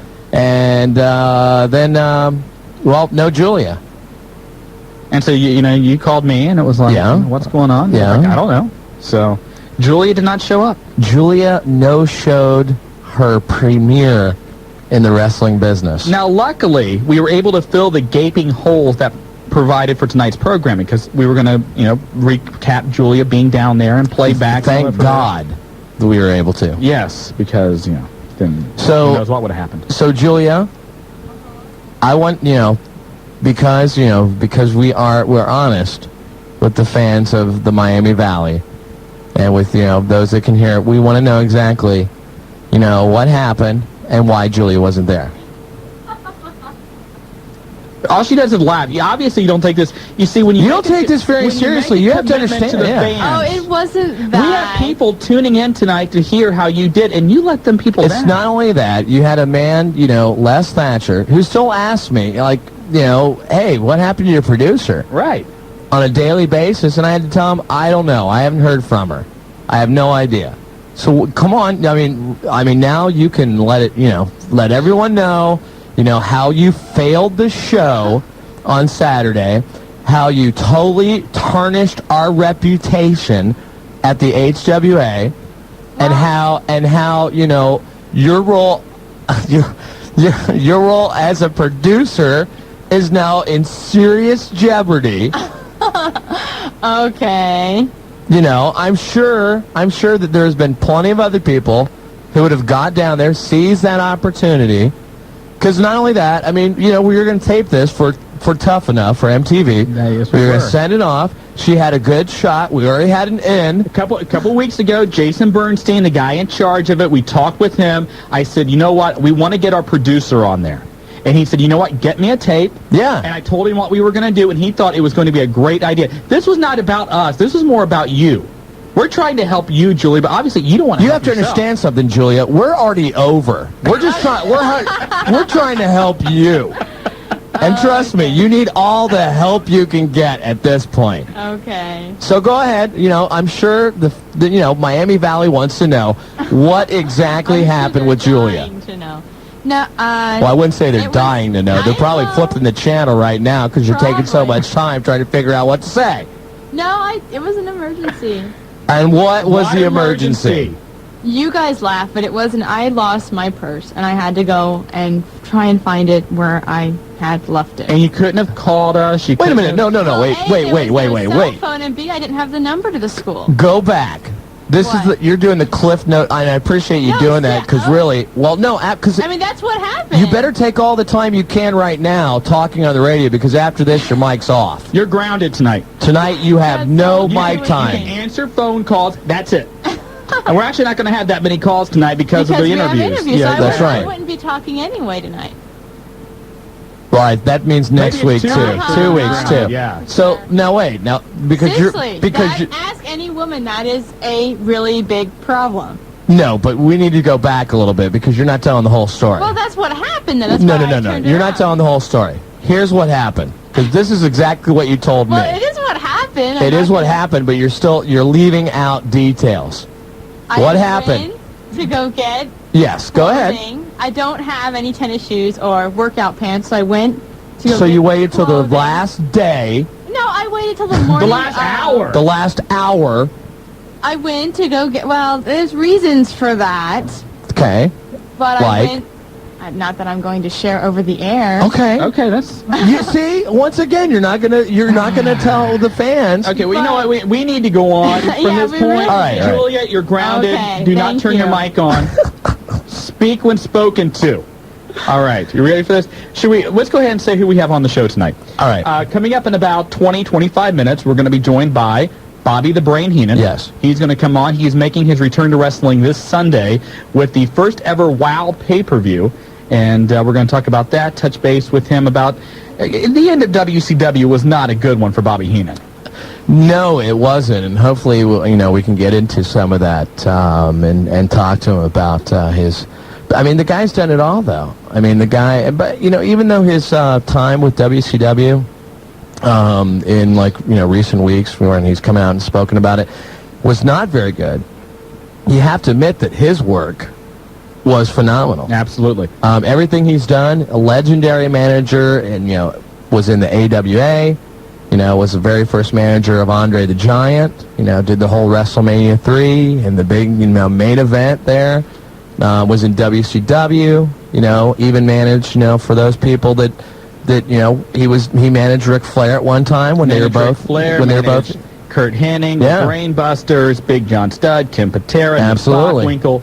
The list goes on. And wrestled. He wrestled. Absolutely. He's done it all. So that's going to be.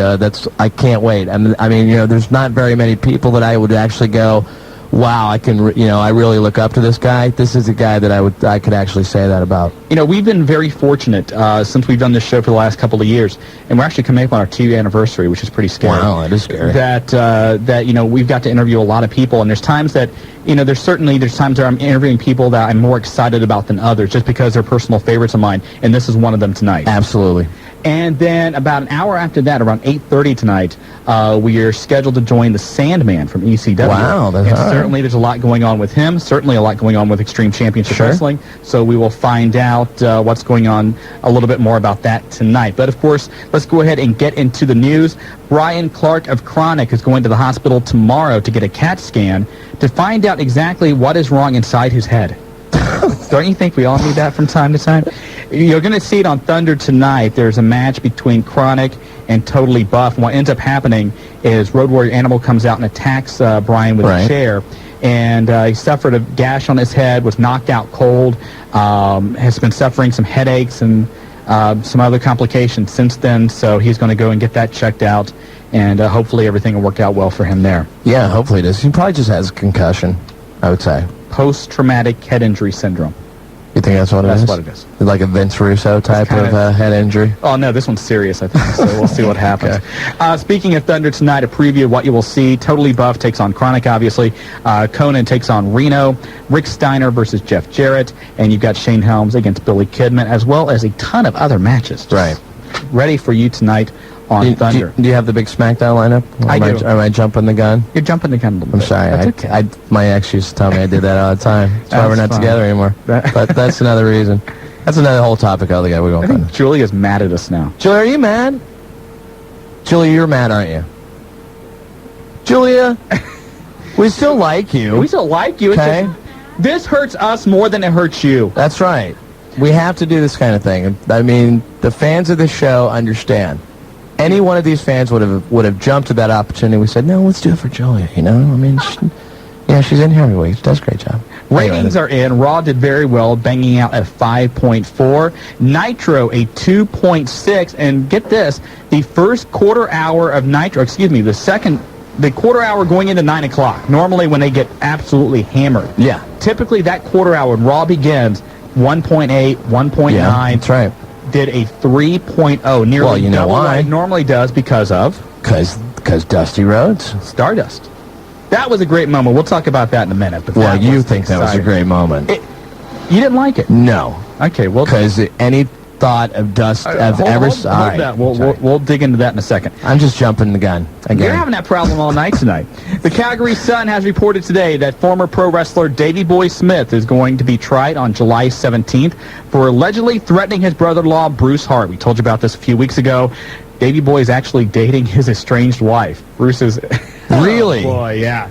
Of course, this comes after Davey Boy last year got in trouble for threatening his estranged wife, Diana Hart Smith, and her sister, Elizabeth Neidhart, but settled that case out of court. You know what? I really think that the Hart family and the Jackson family, the Michael Jacksons, the whole Jackson clan, I think they should get together and just, kill each other. Maybe they could do, Family Feud or something. I think that'd be great. Get Louis No, they Anderson could do, there. Survivor. I would like to see Survivor with the Hart family and, the Jackson 5.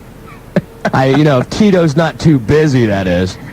Shawn Michaels apparently is getting ready to close down his wrestling school. Wow. Yeah, there is some reports where people have sent him the $5 to get the information on the school, and they get an email back saying that Michaels is closing the school to pursue other interests, which, of course, could be returning to the World Wrestling Federation, which we all know is going to happen. So all the people that paid all that money to go to Shawn Michaels' school, what's going on with them? Well, I would assume that he will either finish their training or give them some kind of refund. Okay. I would assume so. If you are so inclined, tomorrow night, 8 o'clock, A&E is going to rerun their Hulk Hogan biography.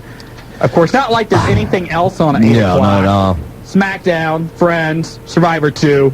I think this A&E special is a good shot at drawing some big numbers. Sure it does. But then they're going to re-show it at midnight. Anyone who listens to Bubba the Love Sponge, that's exactly who will be watching the show. Steve Corino was backstage at Nitro this past Monday, and I apparently got a little bit upset because I guess that he was, saw the reports on the internet that he was backstage at Nitro, which he was. Yeah. And so he posted a response on his website yesterday and said, yes, I was backstage, but Baltimore is not that far from my house. I have a lot of friends that work in WCW.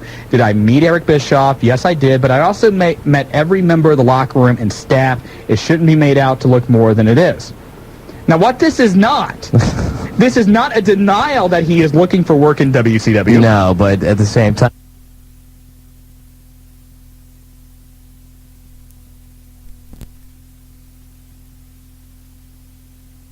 that is Dusty Rhodes, who is very fond of Steve Corino. Sure, absolutely. And from what I was told, Dusty did talk to Eric Bischoff and put in some good words about Steve Corino. I heard that also. So we'll see what happens. Ken Shamrock is coming back to wrestling, but not to the WWF, at least not yet. The World Wrestling Alliance, based out of New England, sent out a press release that Ken Shamrock will be on their Winter Warfare Tour starting February 24th. And apparently he is going to be along with his storyline sister, Ryan Shamrock. So she's really? got to work again, yeah. Now, he is still under contract with the WWF, so I don't know, how this all works in, him getting clearance and all that. But, now, is she still under contract? No, she was released. She was officially released. Yeah, she went to WCW and then got released there. Right. Remember the Maestro? Oh, that's right. Symphony. Yeah. Symphony. And I'm sorry that... there's certain gimmicks that I get blocked out of my head, and that's definitely one of them. That's probably a good one. The Weekly World News. That is one of my favorite publications. What are you going to tell me about them? Apparently, in the latest edition of the Weekly World News, there's a story about Stone Cold Steve Austin missing for 6 days. Now, apparently, a massive search was undertaken, and he was located 6 days later walking down a country road When the police said, asked him where he had been and what happened, he replied, "I was abducted by aliens. They come here in peace. They really like wrestling, and they wanted to meet me." Again, where was that again? Weekly That was in the World News. and their stuff is so. That's true. Then they know that. Did he meet the Bat Boy, or what's that? Yeah, you remember the Bat Boy? Bat Boy, yeah. See that Maybe magazine? see him at the Bat Boy, too. See, but I mean, the sad thing is, and this was a long time ago, but I can honestly say I actually met somebody that writes for the Weekly World News. But this is a long time ago when I was out in California. We're talking way back. We're talking like '87 or something. The guy was in like a convenience store buying beer, and here I am picking up the Weekly World News. And he said, I write for that. He did, and he showed me his card. No, he actually had a card. So, really? Yeah, and he basically he was getting the beer so he could go home, get drunk, and make the stuff up. That's what he told me. Oh, jeez. When we come back, news about the Road Dogg, just incredible to get you up to speed on that. You're listening to The Wrestling Guys. On Buckeye Country 106.5. Welcome back to the Wrestling Guys radio show. I'm Willie F. along with Shawn Stidham. Or actually, Shawn Stidham and I'm Willie F. Because it's your show. Oh, please. Please. I'm just the lack. You are not the I'm the guy with the humor. Whatever that is. What? Nothing. I'm just kidding. Okay, anyway. Let's get you up to speed. A couple things that happened at the end of last week. We covered on the Wrestling Guys hotline, 285-0991. I love that hotline. I call the hotline every day just to listen to you. Just because, you know what? I call it religiously Saturday and Sunday, every hour on the hour, just to hear you. Really? Yes, do you really? Well, yeah. that's nice. Well, yeah, just in case like I updated it or something. Yeah, when that happened. Anyway, I'm sorry. You're not Marty.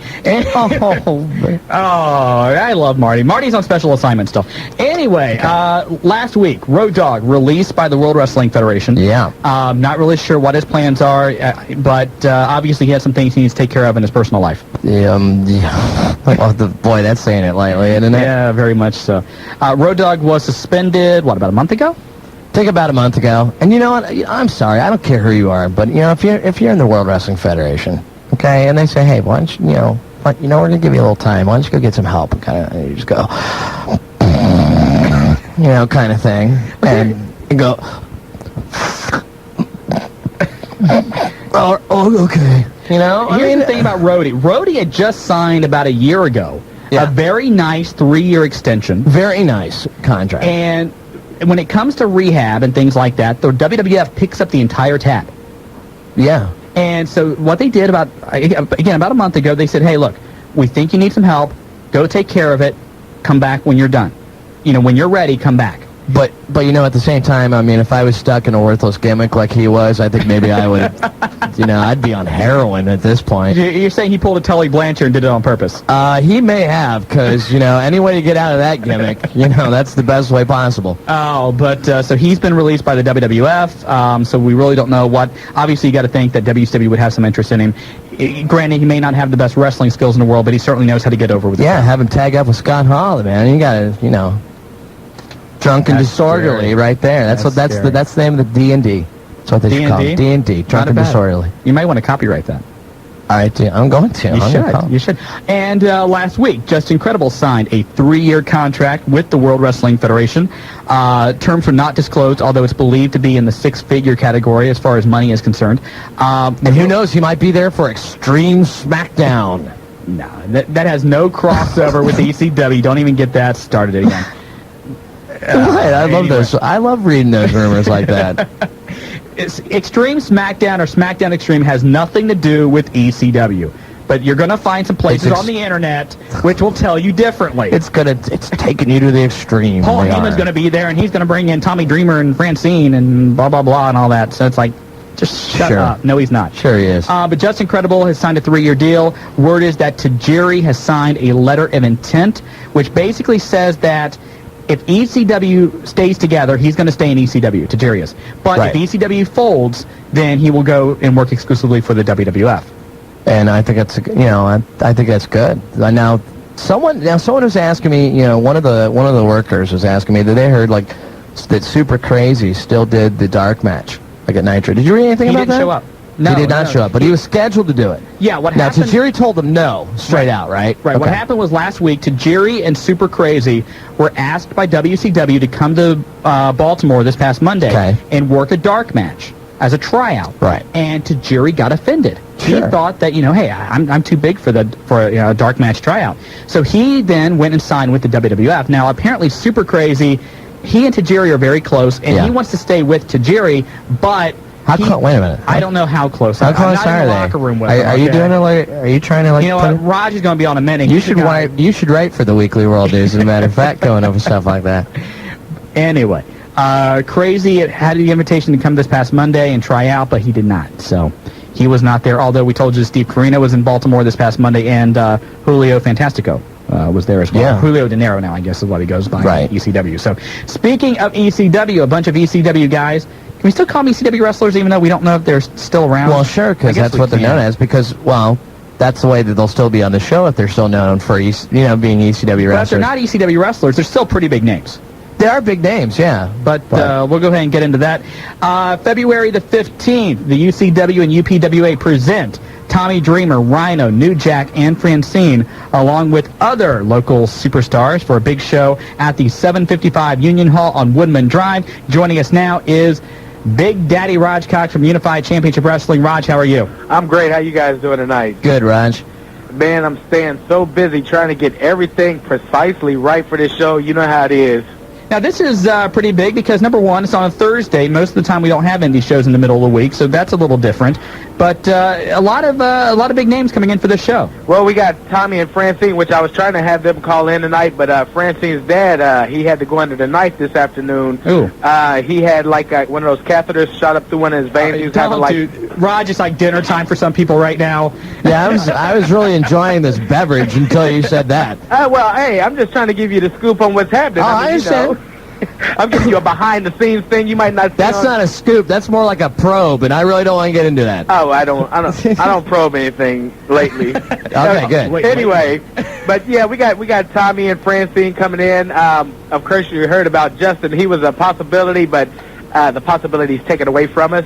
And we got Rhino, and we've got also New Jack going to be in the house. That sounds great. So we got, Big Jim's supposed to be taking on Tommy. You got the UCW Heavyweight Champion, The Record, taking on the ECW Heavyweight Champion, Rhino. And if you guys know The Record. Well, yeah. And you know how intense he is. True. And Rhino, he's just, he's Rhino. Someone's going to break a blood vessel in their temple, I think. Right. That And match. then you got Phil taking on New Jack, which... Phil's been on a rampage for even since the last time we was on a TV show together, Shawn. Yeah, we did the call-in about a month ago. Right. Phil was not too happy about New Jack. Yeah, because New Jack attacked him. He attacked him. Well, I mean, that's what New Jack does. True. When's the last time you see him going out there in a regular match? Wait, has he ever? Did he have a regular match at one point? Well, not that I know of. Okay. But we got tickets going to be starting on sale this weekend. We're going to put them down at Gem City Records right in the Oregon district. And we just been getting bombarded with phone calls. A lot of different websites have been giving us a lot of props and putting the show on there and stuff. So, we want to thank them. We want to thank you guys for advertising for us. And look for SmackDown and some of the other wrestling shows on Fox 45 to start having some commercials on starting this weekend. Wow, there you go. What's really neat about this is right now we all wonder about the future of ECW. So it's been a long time since ECW's even been to Dayton. So to see Tommy Dreamer and Francine and Rhino and those guys, we don't know when we're going to be able to see them again. At least this up close and personal. So right, and if they go to the Fed or something like that, if Paulie doesn't sign anything, this could be your last time before you see him go into the big time. Yeah, that's true. Absolutely. Last time you're going to be able to see him probably in this kind of setting too. Right, and the ticket prices are real reasonable. We got front row for like $20. We got like the next two rows for like 15, and then general admission's 10. And we also know that people got kids. So like if you got a kid that's 10 and under, $5. That's a great prize. You know what I mean? Again, it's going to be Thursday, February 15th, the day after Valentine's Day. Right, at the local 755. Hey, and Tommy and Francine are going to be here for Valentine's Day. So we got some stuff signed, hooked up for them for, Valentine's Day, and they're going to do the UCW Live viewer call-in that night also. 3/4 for the vibrating bed at the motel. I didn't say that, and I'm not going to tell them you said that.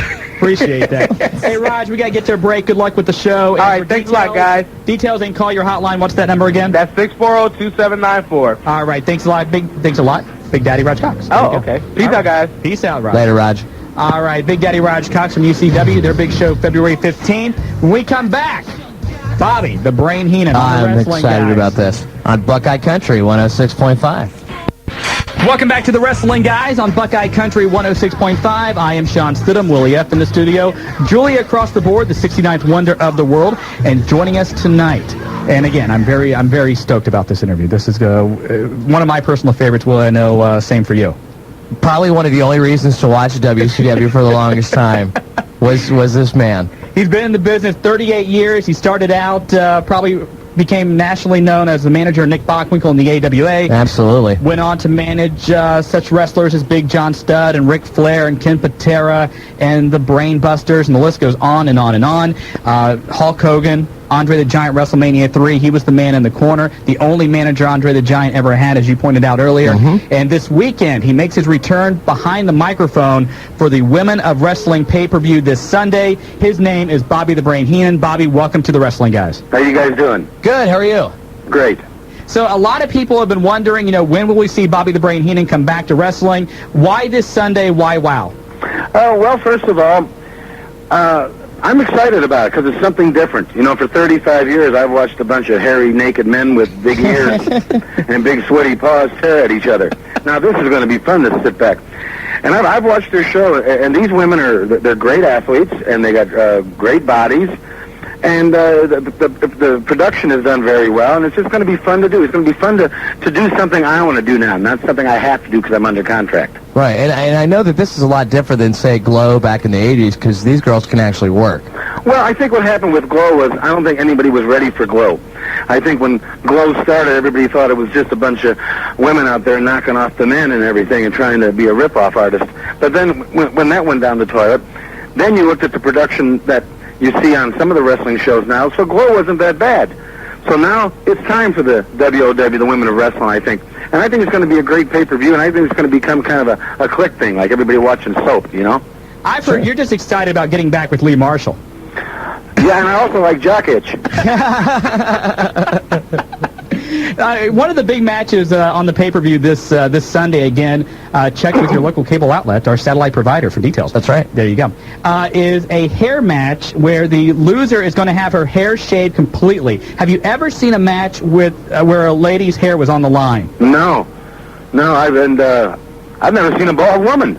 So that should be something to see. Oh, I would think so. And you've also got the tag team tournament championship. I hope they get him set right in the chair. You hate for him to shave the wrong end. Well, it is pay-per-view, so anything can happen. Okay, well, that'll probably happen then. Well, yeah, they didn't say exactly where the hair was coming from, so... It could be under her arms, on her back. True. Absolutely. Upper lip. I think I have seen some women with hair on their back, too, which, it can happen. Well, the places you go, I don't doubt it. Thank you very much. Let's talk a little bit, because the way you left WCW, a lot of people were shocked. I know we were, because we always thought that your work on WCW, as Willie said, was one of the few reasons to tune in, and it was kind of surprising that they let you go. How did you feel about the way that was all handled? Well, it didn't bother me, and it wasn't very professional, but here's what it went down. I had one more year remaining on my contract, and months before the end of my contract, they took me off Nitro and pay-per-view because they said that they wanted a younger look. So I got an age discrimination thing right there. Right. And they said they wanted a younger look, more of an MTV look, so they got Madden. Madden's more of a Food Network look than an MTV look. But it's not, I'm not mad at Madden. I'm not mad at anybody. It's not Madden's fault you got a job. And then they took me off Thunder, and they said they wanted to give Stevie Ray a chance, see how he would sound on TV. So then when I would ask the producers about do I go back or anything, they kept him hawing around. Then I wound up doing studio work, doing Worldwide in the studio with Scott Hudson. Took about 45 minutes a week to do. Right. So that wasn't bad. So then the day after November 2nd, I get a call, not to come in the office, now we'd like to see you, just a call over the phone, and they just said, we're not going to honor the last year of your contract. I said, why? They said, well, you make too much for what you do. I said, well, give me more to do. And they said, well, those jobs are already out. I said, well, then let's renegotiate my contract. They said, well, it's already been put in termination. Well, what they didn't know was if they would have asked me to do more and go back to Nitro and go back to Thunder and go back to the pay-per-view, I was set to retire. Because I was never happy there. I was constantly had a governor put on me where I couldn't say certain things I wanted to say because of what Turner Broadcasting is. They got to be politically correct about everything they say. Right. And but everybody else can say SOB on there all they want, and that's nothing wrong. So they were concerned about that, and I just was never happy being there for the 6 years I was there. But you know, I got some benefits out of it. I made good money, but I was prepared just to take off the last year anyway, so it didn't really matter to me. But the product wasn't the product that I wanted to be involved with. So that's what went down there. Yeah, it just seems like a lot of times that, you know, you would say something and no one would know how to field it. I mean, after you would say something, I mean, we would all be cracking up. Well, you see, I'm used to working with, like, Monsoon and people that really are professional, can pick up on your stuff. Sure. And we had a reunion once for the old-timers in Philadelphia, and Wahoo was there. So I said, I said this to Tony, you ever been to a great Indian restaurant? He says, well, what do you mean? I said, what do they serve, blankets and turquoise? So then I get told that, well, what if it was a black man? Would you say watermelon? If it was a Jewish man, would you say corned beef? They said, you just can't say something like that. Well, I wasn't talking about the Indians as a group of people. I was just talking about Wahoo McDaniel, the guy I've called names for 25 years. So you see, and that's not fun working like that. So that's what I want to do now. I want to have fun. I don't need the money. I enjoy the money. What we're all in it for, but I really want to have fun now. Sure. Yeah. I mean, you know, and because the main time that I remember, like, everyone just looking at you, like, was the very end of, like, I think it was that Nitro recap, where you were just going on, you know, just slinging one-liners, and, you know, it's like the only one that could field anything off you was Jeremy Borash. But I mean, like, through the closing credits, here you are still going on, and all these guys are laughing and can't say anything. Well, that's why some people are where they're at, and some are where they're at. Right. You said that you didn't really enjoy any of your time in the 6 years you were there. Even during the heyday with the NWO and all of that, that wasn't exciting for you? Well, to say you were on a #1 show is always exciting. But I didn't have that drive or the enthusiasm that I'd had before, because if you would suggest something, I was told one day by one of the producers, I suggested something, 35 years in this industry, and they think you started yesterday. And they tell you, well, you're just an announcer, Bobby. Just concern yourself with that. So it kind of takes away your desire to work. Sure. So I just went out there and did the best job I could under the conditions I had to work with. But it was, the checks worked every 2 weeks, and my medical and all that, and everything was just fine. And most of the people there were fine to me, but I mean, it's just, it wasn't the product I was raised with or saw what they could get out of it. Like McGuire in Atlanta had Goldberg come over to the stadium. And McGuire's a big workout guy and good friend of mine. And he took his bat and he rubbed it on Goldberg's chest. And he went out to hit 70 home runs. Right. Do you think we ever showed any bit of it or aired it? No, a promotion would have shown that. This man was on the box of everything. He's in every magazine. We've got him. He rubs his bat on the chest of Goldberg, the world champion, and no one knows about it in the country. Yeah. See, things like that drive me nuts, that it's so obvious to see and they can't see it, so that's where they're at. Now, and I know during your time there, too, you were very adamant, or should I say, we always read that you were very adamant about not saying anything bad about Vince McMahon or the World Wrestling Federation, and I commend you for that, definitely. One of our listeners said, you know, is there any, do you have any plans or any intentions, or would you return to the WWF if that opportunity presented itself? Hey, I would go to U-Turn Laverne's House of Massage if the money's right. No, I'll tell you, the reason I never knocked the WWF was because, and no one ever told me to, and no one ever told me not to. Okay. And I never got any heat for saying nothing or anything. But my reason for not knocking him was I spent 9 years there. Yeah. If I knocked him, then I look stupid. It's like the woman saying, I knew the day I married him he fooled around on me and cheated. We've been married 25 years. He beats me every night.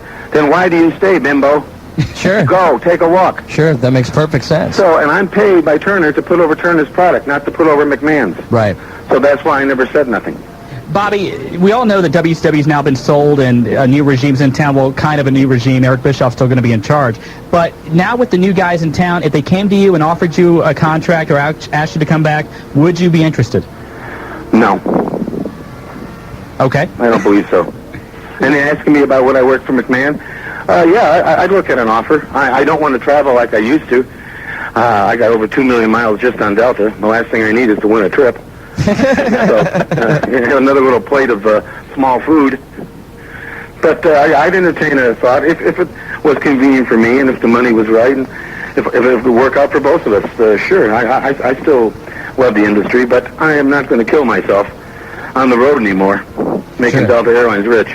We're the wrestling guys talking to Bobby the Brain Heenan. Bobby, your managing career is absolutely legendary. We all know that. Last week, Jim Cornette was on the program, and we talked about how the style of managers has changed since yourself and he and so many others were part of the industry.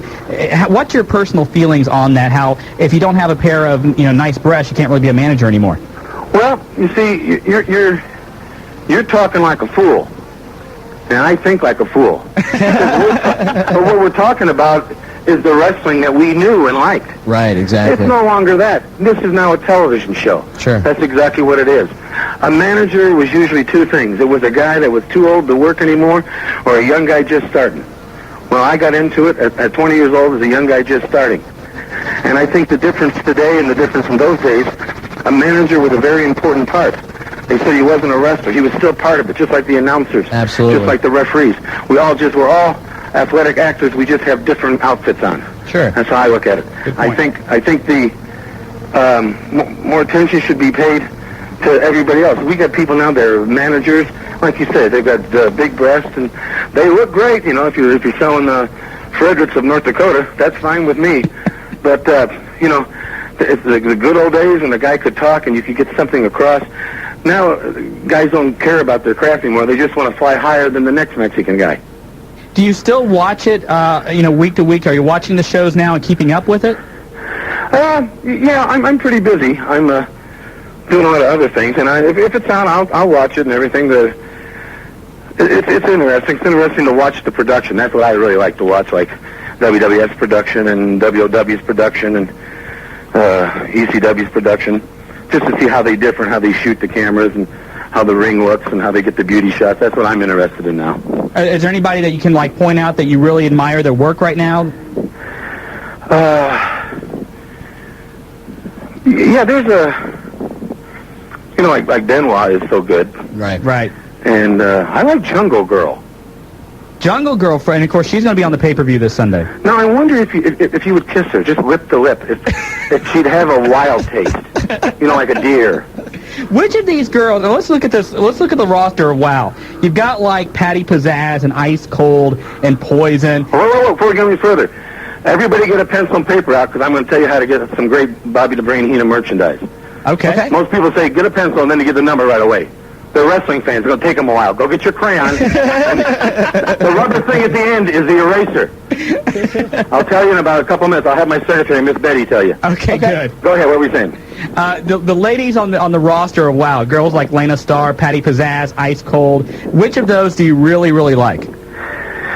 Well, I have to see them up close and in person, and I have to really get the vibes from them. And we kind of need a metal detector, and that's about it. And a good strong flashlight. Well, you need to do a thorough investigation as only a good broadcast journalist can. Well, of course, I'm not Harry Carey. I'm not going to have a face full of suds. But I think I'm just excited about this because it's different, and it's something I want to do. Again, we're talking about WoW pay-per-view this Sunday. Again, check with your local cable outlet satellite provider. I think it's only $19.95, so it's a great price. Yeah, it's a great and price. It's 2.5 hours, and it's a kind of entertainment that I think everybody's going to... It's going to be a click thing. It's going to be an in thing now, and it's going to take off. Talk for a minute, if you can, about some of the people you managed. Is there any one story, any one person that you really have memories more fond of than anyone else? Well, I had a... What's that in the background? Your wife got a cough? And Willie had an itch. So that's what. Well, I spent a lot of time and a lot of years with Andre. And he had some great things that happened to him. Some great behind-the-scenes stories down at the bar. We've all heard about those legendary... Well, we're getting on the plane one morning. We're going to Omaha, and it's about 6 in the morning, 7. So he wants to have a couple drinks, and we're in first class, and he's trying to pull the arm up between us so he can get a little more room. So the stewardess comes up, and she says, anything I can get you? So he says, screwdriver. So about 10 minutes goes by, and she comes back and hands him a Black & Decker screwdriver. Again, this is 6 or 7 in the morning. Yeah. So Andre turns to her and he says, what would you have brought me if I'd have said Bloody Mary? So I called the woman over on the side in the galley. I said, can I talk to you for a minute, Toots? I says, you know, it's 7 o'clock in the morning and some guy gets on the plane wearing a plaid suit. He's 7'5", 550 pounds. He's got hair like the MGM lion. And the guy is drunk as a skunk. And you're bringing him tools. What if you wanted a chainsaw? Don't do that. But those are good memories, stuff like that.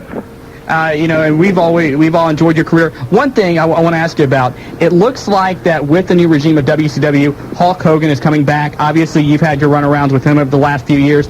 Any thought about, does Hogan still have a role in today's wrestling? Well, you know, it's all how you're marketed. And it's all how you're put out there to the public. And it's all naturally what Hogan will want to do and not want to do. I don't know. I would think there's a place for Hogan. Naturally, he did something no other human has ever done in our industry. He's made more money than anybody. He's made more movies than anybody. Been on more TV shows than anybody. So you got to give him credit for that. There'll be something. That name Hulk Hogan will always stick out in people's minds. It's like like Babe Ruth and all the great football players and athletes. We've heard stories about him being difficult to work with behind the scenes. Are those as true as we hear, or is some of that blown out of proportion? I don't think so. I haven't heard anything like that. And, of course, he's got his own dressing room. And when I was at WCW, at Bischoff and everybody had their own dressing rooms with security in front of the door and notes on it saying, do not enter. So I went to my announcer's room and just got dressed and read the paper and prepared myself for the broadcast. And so I don't know what went on. I don't know what they told him to do or not to do, or if he would do it or wouldn't. So I imagine he has complete control of what goes on with his image and likeness. So they can't do too much you don't want to do.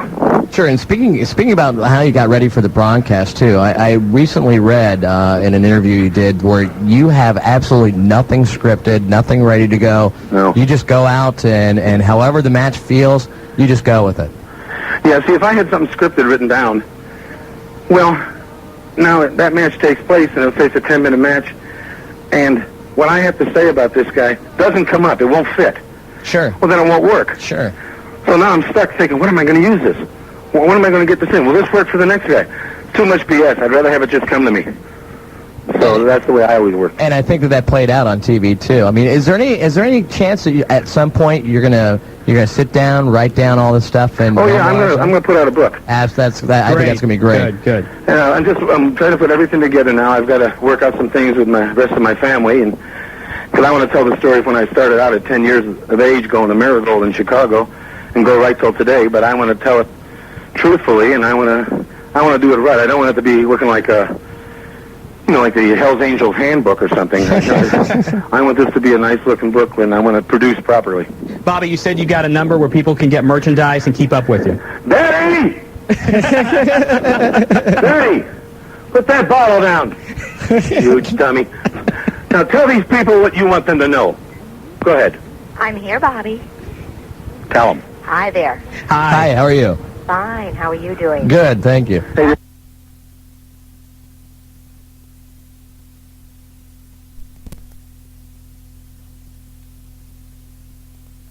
Still a win it before you can buy it.